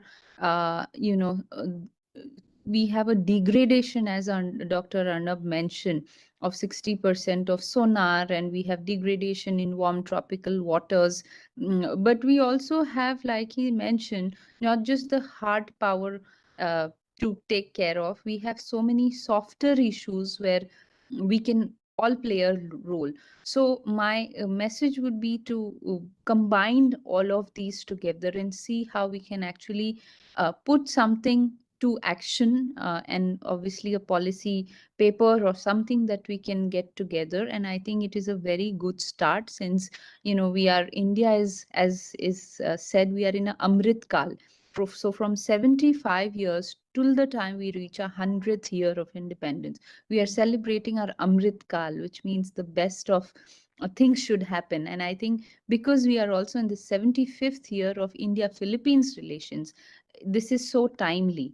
And along with, and Indonesia also has this concept of sea and land, so and both of these countries are part of ASEAN. So in fact, the push towards getting ASEAN to do things is also, the onus lies more on you than on India in many ways. So I think at a regional level, so we have to keep in mind bilateral and regional, as well as a broader multilateral or trilateral, any format, which means things that we do at our bilateral levels can be taken to a higher level. Things that we do at scientific, cultural, trade, or any level, people to people level, we need to be able to get things rolling. And of course, the strategic challenges definitely need to be kept in mind. So I think with that, I would hand over the mic to our organizers, and thank you for having me here, and it was great to hear in details each of the speakers. Thank you so much. Thank you, ma'am. Thank you for highlighting the key alignments in advancing Indo-Philippines relations and emphasizing the importance of sustaining this dialogue through various government and non-government channels, such as the academia, think tanks, and other pressure groups, to foster deeper cooperation. Now, due to his urgent commitments, we will now have Vice Admiral MP Muralidharan deliver his concluding remarks earlier than scheduled. I apologize for this adjustment. I now invite Vice Admiral Muralidharan to share his remarks for this dialogue. Thank you, Catherine. I must also thank Arnab, my former colleague, for inviting me to join this dialogue.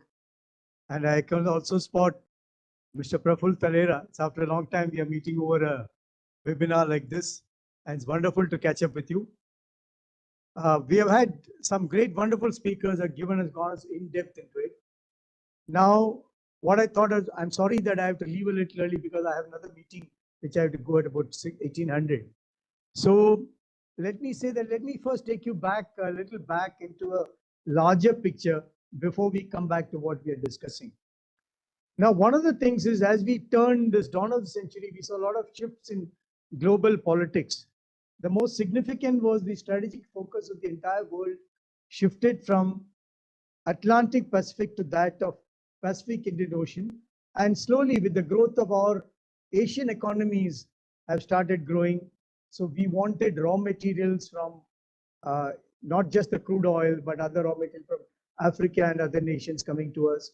And the finished products from our countries going to Europe, Africa, and US, etc. So therefore, both the oceans actually got combined as a look, and strategy started calling it the Indo-Pacific construct, which is actually a strategic relationship between nations of the region have completely changed, enhanced focus, which I feel very happy as a mariner on the maritime domain. Now, if you just look at Indo-Pacific, just for some statistics, roughly about 60% of the world's GDP and 65% of the population is in this region, and 60% of the global trade flows through this area. And as one of the earlier speakers mentioned, the maritime zone and the coastal zone is so important. Nearly 2/3 of the world's population lives within 100 miles of the coastline. Now that's very important. All the major financial institutions, 75 to 80% of them are all located in and around a coastline. Now, when you look at it, it will be very evident that maritime security, which we discussed quite a bit now, has got a very predominant role. And as we came to the end of the 20th century, we also realized that the traditional naval confrontation that occurred between nations as on the high seas has virtually gone down. I would not say it does not exist, but it's gone down. Now it's become more challenges in the littoral or coastal region. And there are a lot of non-conventional maritime security challenges that have come up, which we also term as LIMO, or low intensity maritime operations. Now, this includes things like maritime terrorism, drugs and arms trafficking, piracy, human trafficking and smuggling, and what we all discussed, some area that you're going to illegal, unregulated, and unreported, or IUU fishing, which actually threatens the economy as well as the environment. Now, one of the other issues also has become the island territories, which we used to ignore earlier, have also become very susceptible, because especially if they are uninhabited or very low inhabitation, what happens is terrorist organizations or drug runners use it as a hideout. So therefore, that's become very crucial. Then today we also have a lot of merchantmen in dubious trade, which are under flags of convenience. So that has become another major threat. Another threat that is, if we're going to talk of technology, will be talked about, is cyber security. Virtually every section in our life, and even in the maritime industry, has become technology intensive, making them potential targets. So cyber security, therefore, emerging as a major challenge. And the UN Trade and Conference Transport, way back in 2017, said that new technologies, while they're transforming maritime transport industry, every section, port management, cargo handling, distribution, will all be affected. Now you can imagine, some years ago, you know that though it was an accident, in the Suez Canal, a ship got wrecked. And the entire traffic had to go around Africa and various things. Now imagine today somebody uses technology to ground a ship at the entrance to a major harbor or a major channel. We are all familiar with the Malacca channel that we have, or any of those areas. It can impact everybody because if there is no movement of cargo is restricted even by a couple of days, it's millions of dollars of waste that is coming in. So therefore, another thing which again some of the speakers mentioned was that maritime security impacting is the rise of China and its assertive political and military behavior, not only in Western Pacific and South China Sea, which the Philippines and Indonesians are very familiar what they have. They draw their own artificial islands they try to create. And Taiwan is a very burning issue. While it still seems but it's a very, very simmering issue. We don't know when it'll happen. And China is also looking for bases like in the Indonesia, they have, Indian Ocean region. They have established a base in Djibouti, and they're looking for across Myanmar, Thailand, Pakistan, Sri Lanka, United Arab Emirates, Kenya, Seychelles, Tanzania, and now into Maldives. So therefore, while China has been claiming that it's only for peaceful development and looking after its own commercial interests, but as you have seen, when it suits them, they don't follow any international norms, and therefore this is another major security threat. So what we look at all this is where UDA has been playing. When we look at security issues, how do we achieve maritime security? Firstly, we should get aware of what are the threats that are developing, for which maritime domain awareness, while it's a new terminology, but even ancient countries have been using it, trying to monitor their area of interest. So basically, we need inputs from various agencies to correlate, analyze, and inputs to develop a tactical picture. Patrolling by ships, aircraft, unmanned vessels, space-based surveillance, and underwater-based sensors are all used for it. Now, one of the other things also more important, which I think none of the speakers mentioned, is humanitarian and disaster relief. Once we come to know that there is some threat developing, there's a problem, cyclone developing, you can actually evacuate people from that area. You can keep your ships ready to go and render assistance, to provide them food and assistance. I have had personal experience of, being on ships where we had to go and render assistance to people because of various these natural calamities. There were lack of food. There were places where we went after about, they were actually seeing even fresh water after 3 to 4 days. That's the kind of thing we had. And imagine where you have small children, etc., how much they lack all these institutions. So to safeguard, and of course, anti-submarine and underwater operations are also, we need monitoring system. It would be apparent that to safeguard maritime interests, nations would need to protect not only their littoral region, but also enhance completely around. Now, this is where what we have, somebody mentioned already, between friendly nations, we actually need to improve this awareness. We can cooperate with each other. And when we talk of MDA, today what's very much important is underwater domain awareness, which is focused on underwater sector. And Arnab mentioned quite a bit about it. Now, UDA is very vital to sea lanes of communications, because if there's submarines hiding and they put some inherent dangers there, which could threaten shipping, it's very important for us to know the submarines, mines, divers, and underwater unmanned vehicles that are also coming in. So it's not only a military one, but a scientific one to monitor the geophysical activities which can provide vital clues and detect natural disasters and gather data on living and non-living resources. And it can also help us to safeguard degradation of ecosystems. So therefore, the maritime domain awareness, what we talked of, needs to be looked at in all directions. And it is something completely required all along. And which I mentioned, you need ships, etc., to do this. And we need collaboration between navies and coast guards between ships of various nations to understand each other's methodologies. And most maritime nations today are looking at bilateral, multilateral exercises. Indian Navy and the Coast Guard have been very active in this aspect. And one of the aspects we're working together in this region, which India took, was the setting up of the Information Fusion Center at Gurugram in 2018. We collaborate with countries of the region to enhance maritime domain awareness and share information. Now, today it has generated a lot of interest, and it has today got 24 international liaison officers from 20 countries. It has got established worldwide linkages with 133 partners from 57 countries, which includes navies, coast guards, maritime agencies, and influential shipping associations and companies, which enable exchange of maritime security information across the entire region. And another major initiative that India took, which is mentioned here by the last few speakers, the Indo-Pacific Oceans Initiative, to manage, sustain, and secure maritime domain. This was put forward by India at the East Asia Summit in Bangkok in November 19. And it actually creating partnerships, which is already explained in the maritime domain. It's a non-treaty base, so you can come be partners. And the 7 pillars were already mentioned.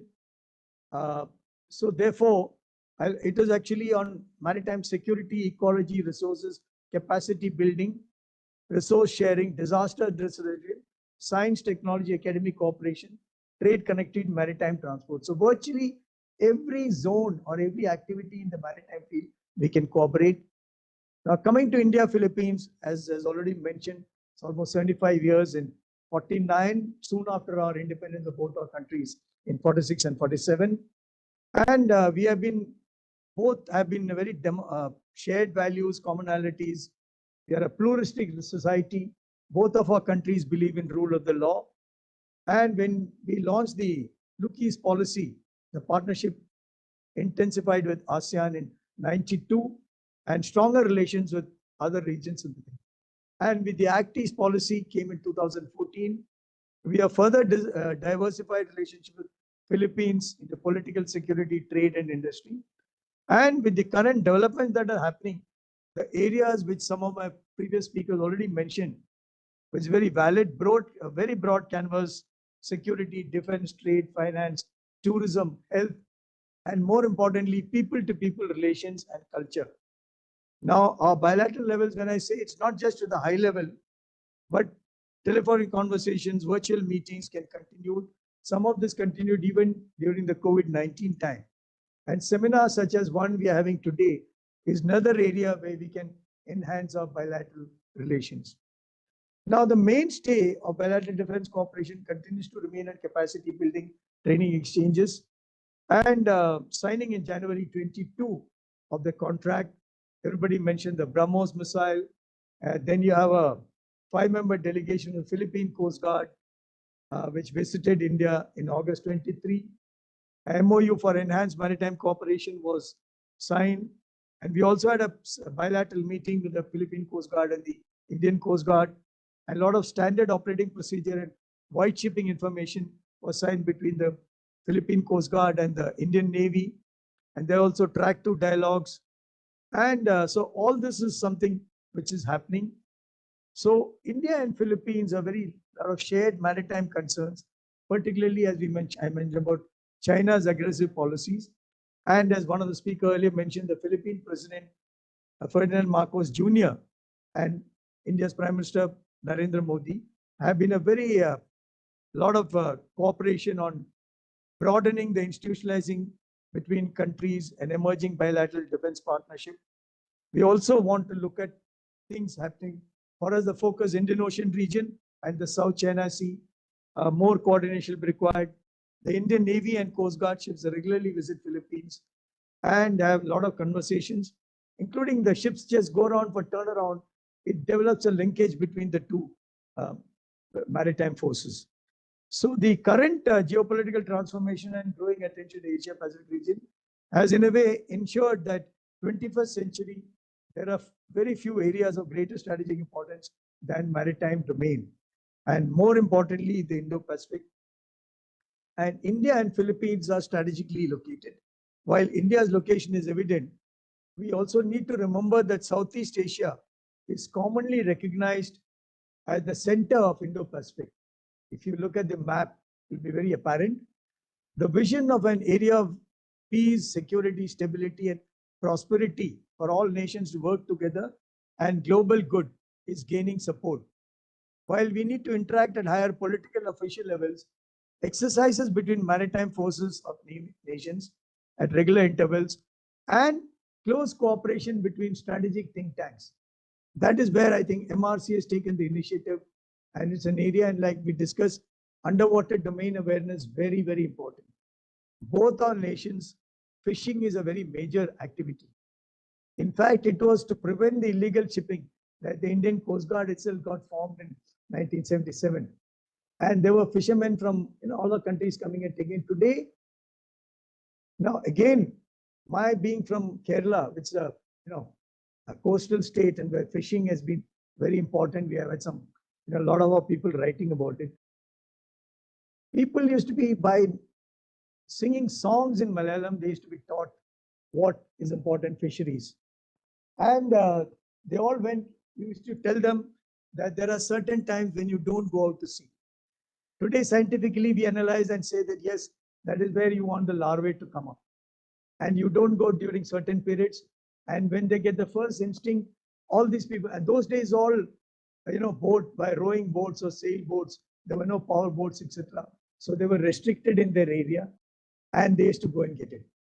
But today, let me tell you a very interesting thing which I came across actually at Seawell as one of the ships. We talk of technology, how smartly the fishermen use it.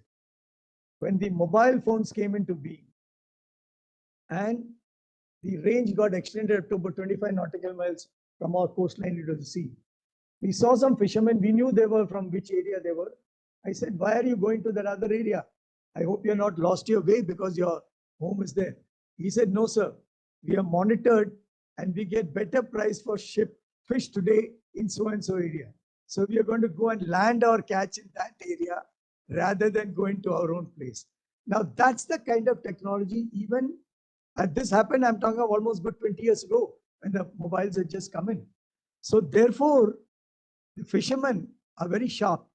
You may think them to be, not high-grade technology, etc. But naturally, they use a lot of these, intuitive information. So I think by think tanks like this that Arnab and all are doing, and collaboration between our countries, this is something we can utilize for both our countries. And again, I'm shifting from fish and coast to, again, to a coastal state. Many years ago, we had the Amul milk set up in India by a visionary called Korean. What he did was people they didn't know how to use it. So if you could sell your milk, most of it was getting wasted. So he brought in technology, brought in cooperated, how they can bring together, how we can convert it into milk powder and long-term products, etc. Now, similar thing, we are catching on in the fishing industry also. But that is something we can develop further by cooperation between both the nations. So let me sum up by saying that in the 21st century, there are very few areas of strategic importance than maritime domain. Oceans have been thoroughfares of global prosperity and security of nations. Now, historically, between India and Philippines, we have had very close cooperations from ages. Our traders have been going across to these areas many, many years ago, well before we discovered this. So it is something that we can, and maritime domain awareness is something that can help us to effective understanding of the maritime domain, security, safety, economy, and even environment. And understanding of it will also give us timely responses And underwater domain awareness is a very, very crucial element. And I must personally congratulate my former colleague Arnab for taking the initiative, setting up of this.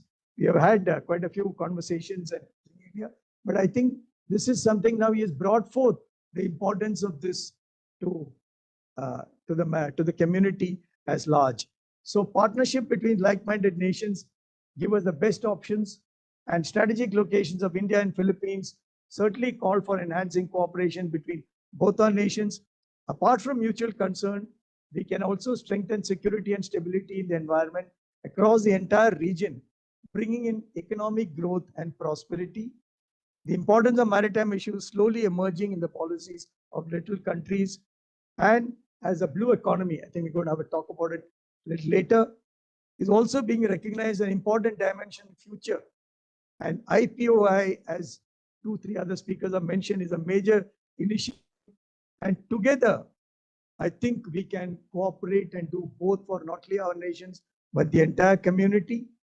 And seminars such as this one would certainly give us a lot of innovative ideas. I stop here.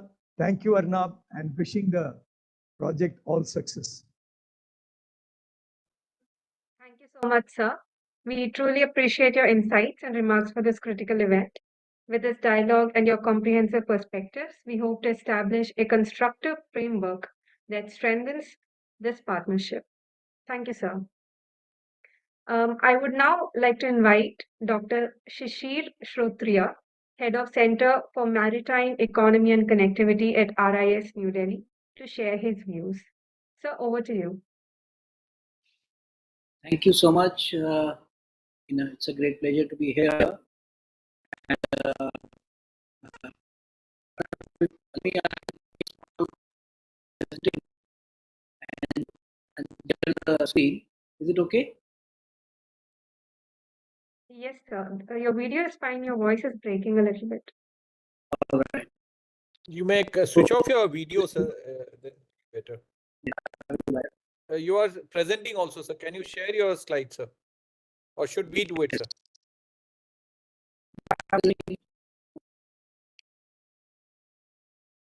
Would you like us to, Ayush, you can present for sir. Yes, sir. Ayush, you can present.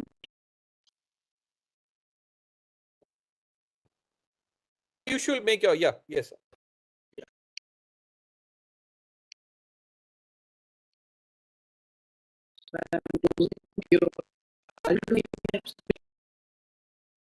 Are you able to see my screen?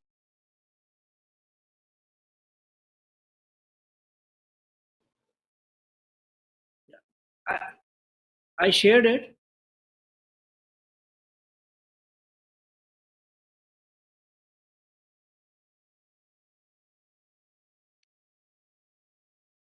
Your screen is shared, sir. You can go to your presentation. Yes. Are you able to see it now? Please go ahead, sir. Yes, sir, Yes, we can sir. see you. Wonderful, wonderful. So I'll start with the importance of India and Philippines at a very strategic location on in the areas of our respective growth, and I'll cover the presentation or talk in three aspects, where I'll cover the India's blue economy initiatives and strengths with respect to our Amritkal Vision 2047, the deep ocean mission, and the fisheries related initiatives which we have undertaken. There are many other aspects of blue economy other than this also, but we will not, because of the shortage of time, will not go deeper into them, but we'll touch upon them. So India's blue economy has an exclusive economic zone of over 2 million square kilometer. It's going to grow to more than 3.5 million square kilometer, as Arnab mentioned. We have a coastline of 11,098 kilometers surrounded by Bay of Bengal and Arabian Sea, and maximum depths of close to 4,000 meters. Two very important island territories of Lakshadweep in the Arabian Sea and Andaman Nicobar in the Bay of Bengal. Now, Our Maritime Amritkal vision is a holistic vision which is looking after holistic development of shipping, ports, waterways, shipbuilding, and many other things. So one of the important areas is port port cargo handling capacities. So currently, in the graph, you can see we are at 2690 million metric ton per annum, and it's growing at a very fast pace. By 2030, it will be 3,500, and by 2047, we aim to achieve the level of 10,000 MMTA, MMTPA. Currently, we have only one deep draft mega port, which is Winzam in the state of Kerala itself, and we are likely to grow these seven to a number of seven deep draft major ports by 2030 and 13 by 2047. So likewise, in this statistics, I will not repeat. There is a huge number, huge growth which is captured, and we are moving slowly and steadily towards these numbers.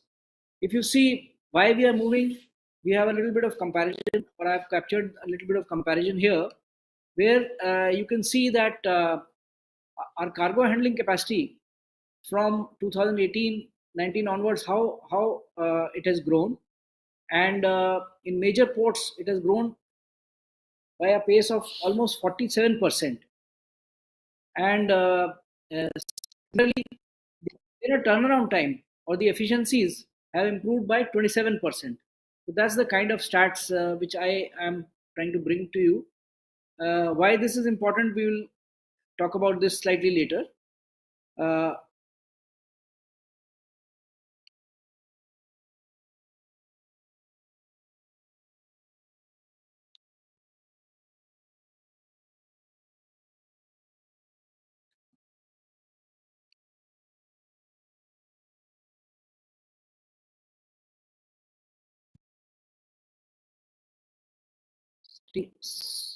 There was a little bit of frozen screen. There was a little bit of frozen. Go back to the shared. You're able to see the screen as of now. Yes, sir. Yes, sir. Yes, sir. Okay, Yes, sir. as far as the coastal shipping and inland waterways goes, there is, and we are handling we are improving the coastal shipping. There has been an improvement of around 6.5% over the last 10 years, and similarly on the inland waterways transport, there has been an improvement of 35%. So this growth curve is a very important growth curve, which I'm trying to highlight. And again, the screen has got a little frozen.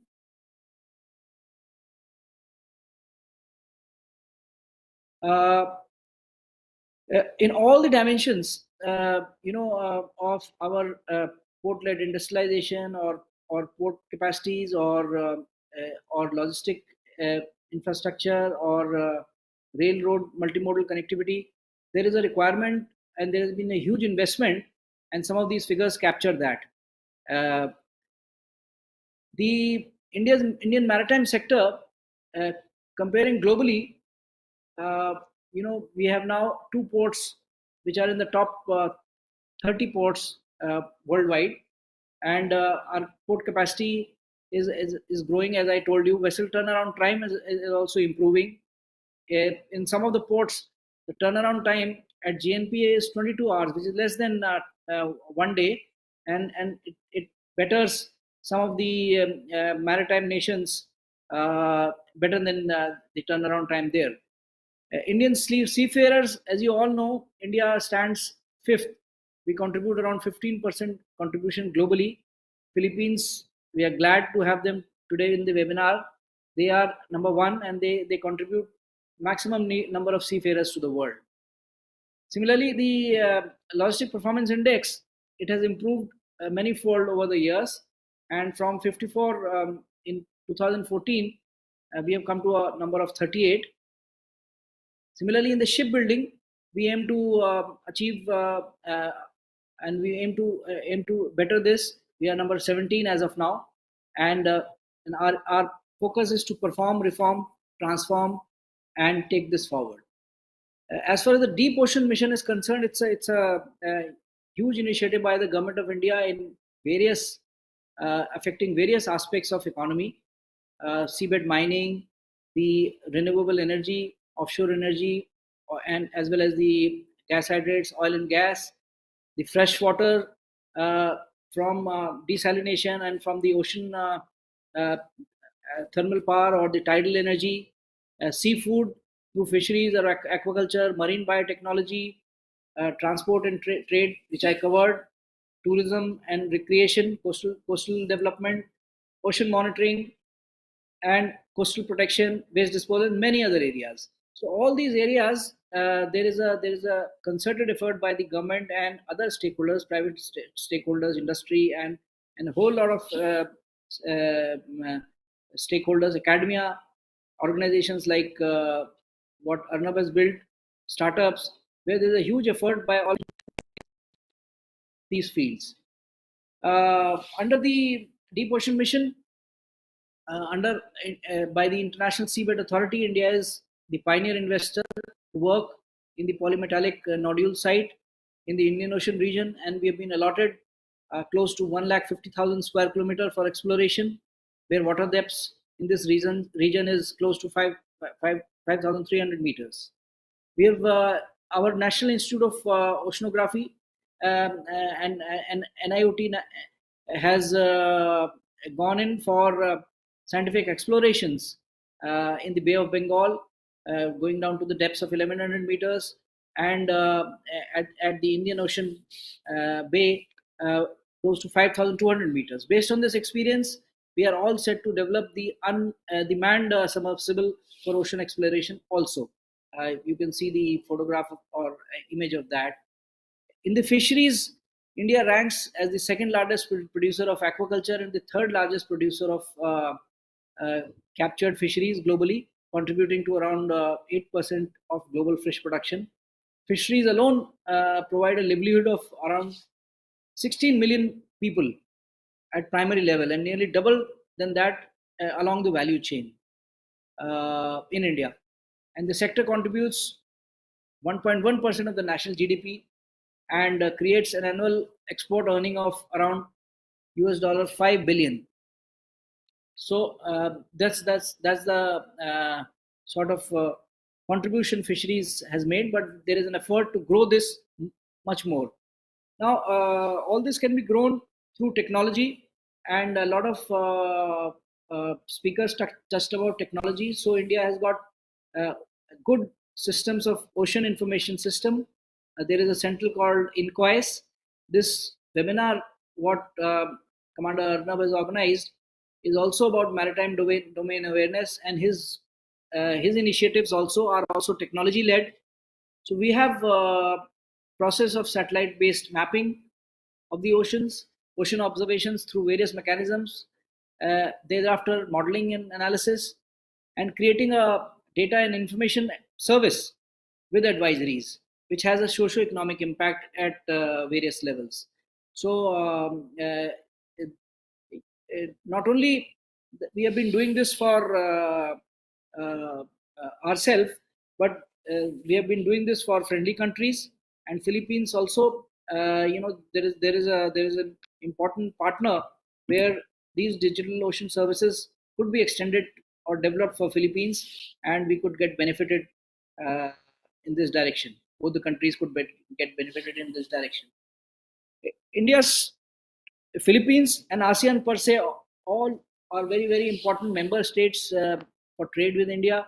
And in this slide, I have captured a little bit of snapshot of the trade with various countries, and I have highlighted Philippines. We have crossed these figures of 3.5 billion have been crossed, and last year, if I go to the next slide, we have reached a figure of 3.5 billion trade with Philippines. Both imports, India's export to Philippines close to around 2 billion, and India's import from Philippines around 1.4 billion.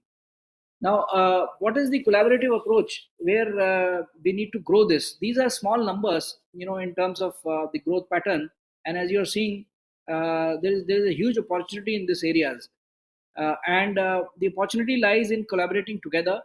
And in the maritime sector or the blue economy sector itself, although Professor Mimi did talk about memorandum of understanding between India and Philippines in maritime domain, but we need to grow them a little more, and we need to have a concerted effort through joint working groups with the involvement of industry, government, and all these stakeholder, which are working in this direction, and have a concerted effort for maritime sector cooperation, which can facilitate direct trade, market access, and foster entrepreneurship and industry collaborations. Now, maritime workforce, both our nations are very leading nations in maritime workforce, but capacity building with new technologies is also very important aspect, and both our countries can collaborate much more on this aspect also. And lastly, it promotes sustainability and climate resilience, which are our common objectives. Now, the part of this more of this concerted effort is required to be realized in business development, where direct market access for blue economy related entrepreneurs, linking fisheries, tourism, and trade of both market. Of course, there is a lot of investment required into the blue economy verticals in both the countries, and both the countries are growing. And of course, in smart technologies and logistic optimization, both the countries can contribute together and collaborate a lot. Climate resilience, as I told, is a common goal of both the countries. And through these digital ocean services, we not only create advisories for disaster prevention, but we also need to create disaster resilient infrastructure. So that's one aspect. Both the countries are rich and a lot of untapped renewable energy. India, of course, leads the International Solar Alliance, but the other aspects of renewable energy with the wind and the tidal energy, huge amount of untapped resources are there. There are also a whole lot of technologies and untapped resources in waste management and circular economy. These are some of the touch points I'm touching, so that in this webinar, we of course cannot dwell deeper into them because of the paucity of time. And I can see that the time in Philippines is nearing dinner time, but I'm just touching upon them so that we note and take them forward in subsequent webinars and interaction between the two nations. The expected outcome of all this could be economic growth.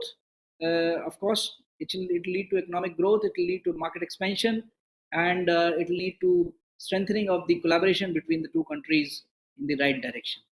That's that I would like to just conclude saying that blue economy is critical both for India and Philippines and ASEAN countries at large.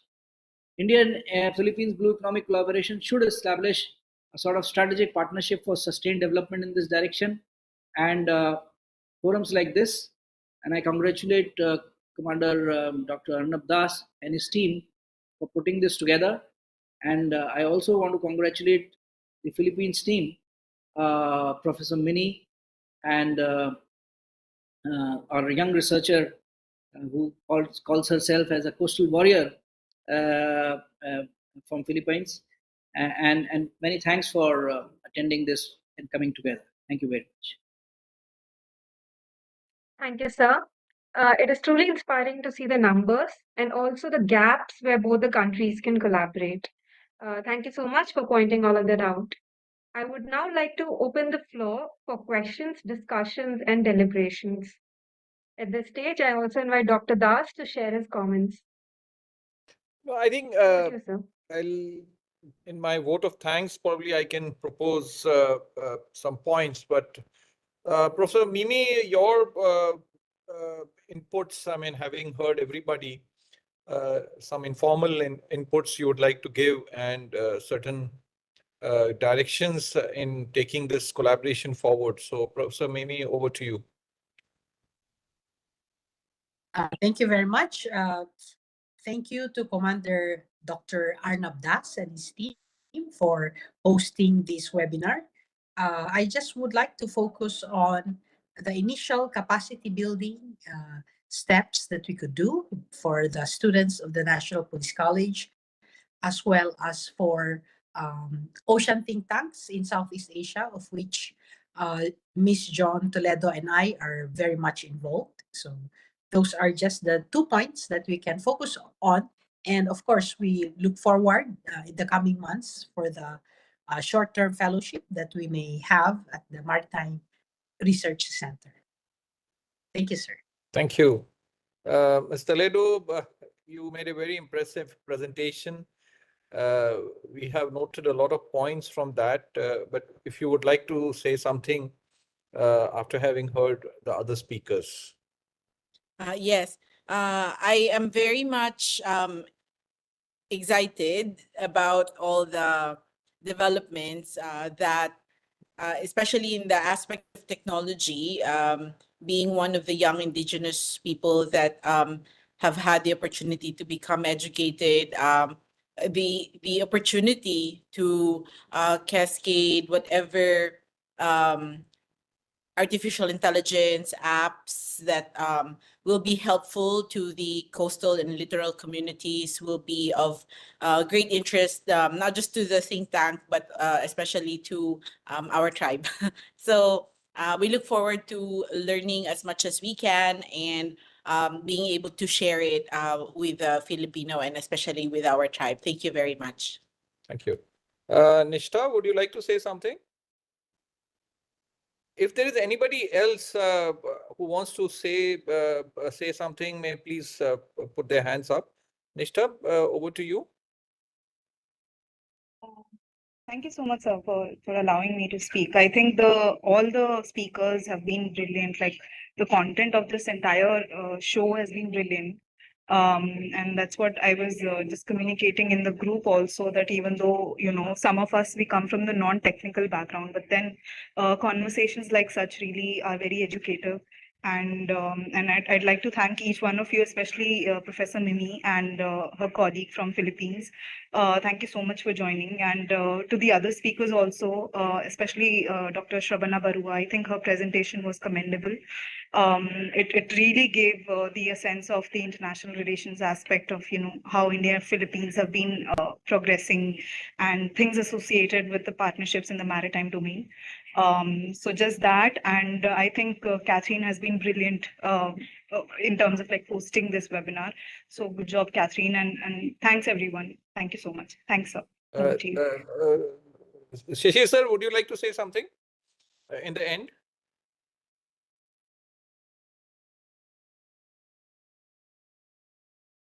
Okay. Yeah, I just wanted to say that there is a huge prospect of collaboration, and we should not be stopping our.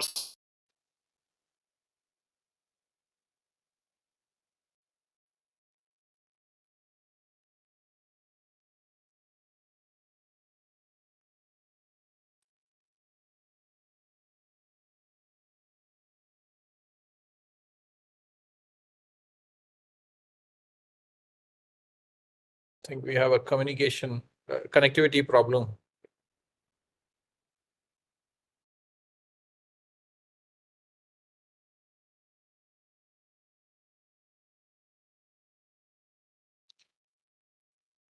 Okay, I think we have a connectivity problem with Dr. Shishir Sirotre. So I think that brings us to the end of this brilliant event. Of course, thank you to the team, Catherine and Yes. Sir, yes, sir. Please go ahead, sir. We had a connectivity problem with you. Please go ahead, sir. So what I was mentioning is that we should not be stopping here, and then we should be looking for partners who can promote what we discussed here and take forward these initiatives in a very comprehensive manner in both the directions, so that the identified areas have been identified here. We've been focusing on these areas. The next step comes is focus the partners who will engage on both sides, and the third step is start the projects find a way to start the projects in a collaborative fashion, which can help both the countries grow in the dimensions which we have outlined here. Yeah, thank you. Thank you so much, sir. So thank you. That brings us to the end of this fantastic event put together by Catherine and our MRC team, Shreya and Ayush at the back end, and under the able leadership of Sridhar, and our internal speakers, Catherine and Sridhar and Shlok. But I must first acknowledge, the efforts of Professor Mimi in putting this together. I mean, she reached out to us, and extremely constructive, positive interactions we had. Of course, coordinated by Catherine, but we really appreciate you, ma'am, for coming forward and really pursuing with us. And we have been ever eager to reach out, but you having taken that interest and, very timely, brought out the aspects. So we look forward to working with you. But as far as I just want to point out how we planned this. Now the speakers, that apart from our own speakers to highlight what we are doing, and Catherine looks at the research and policy, and also being from the liberal arts, she brings a very different dimension. Then I tried to give a broader perspective on the UDA framework. And then, of course, innovation head Sridhar gave a broad perspective. But very lately, I realized that requesting Shlok to also come in, because in our last conversation 2 days back, you highlighted the importance of coastal management. So I requested Shlok to also come in. So that was a slight last minute entry, but I thought it was important to get him, because today he didn't get so much time to speak, but Sridhar and team have done a lot of work, and also Shlok has built a lot of things. Then our speakers from outside, Dr. Shabana Barua comes from the Jindal School, but she has a background of being part of an MEA, Ministry of External Affairs led think tank, ICWA. So she understands international relations. She is a PhD from Jawaharlal Nehru University on international relations and geopolitics. So she understands this domain very well. And right now she is the head of the Center for South Asian Studies at OP Jindal, and she also announced certain things that we can do with her. We also have an ongoing discussion on a partnership with OP Jindal University. I visited them recently, and I think I can assure you that it's a world-class institution that they have built, and more than 14,000 students and more than 1,200 faculty members, and they all come from very varied dimensions, disciplines, and the top of the lot globally. But Shabana brought, I think she spoke very well and kind of put the international relation aspect very well. Then requesting Shrirotra sir, he actually combines 4 different aspects. I mean, he has served in the Navy, so understands the maritime sector very well. He is a technology person. He is also very qualified, more than me, from IIT Delhi, done his master's and then PhD. He has done multiple international collaborations also. But the organization he represents is also very interesting. I mean, it's a think tank based out of, run by the Ministry of External Affairs, but the center he heads is also supported or managed by the Ministry of Shipping, Ports and Waterways. So 2 ministries coming together, and so he was very much had the authority to speak on how the government of India looks at things. And then, of course, requesting Admiral Muralidharan sir was very important. He was the chief of personnel, as we call him in the Navy, the Navy HR head. So the capacity building and capability building, nobody other than him can understand or speak better on that. And then, of course, he has headed the Indian Coast Guard for a while. So he has traveled this region very well. And also he understands. And being a vice admiral and gone through the entire naval career right from the beginning till the highest position, he understands the whole maritime sector far better. So in that sense, we tried to put together, I think we came out, and I really appreciate Professor Mimi and Tinedo, that you spoke so well. I mean, you spoke from your heart, and you also put together a very fantastic background. And my team, Ayush and Shreya, will also connect that we recently had 2 field visits. and we could connect a lot of things what she said. So it's so important that we honor and we respect the traditional knowledge that our communities have. And we must try and make effort how to put that together to find solutions in the modern days. So I think I'll stop here and we will continue this conversation. And even Shashi sir and me are also having a very serious conversation on how to work together in building partnerships in the ASEAN. I mean, next year is 10 years of ASEAN-India relations. So sir has been guiding me and kind of taking it forward. So thank you very much all for this excellent workshop and webinar. So thank you very much. Thank you, everyone. Thank you, Commander Dance. Thank you. Thank you, everyone. Thank you. Thank you, team. Thank you. Thank you, sir. Thank you, sir. Thank you, sir. Thanks, everyone.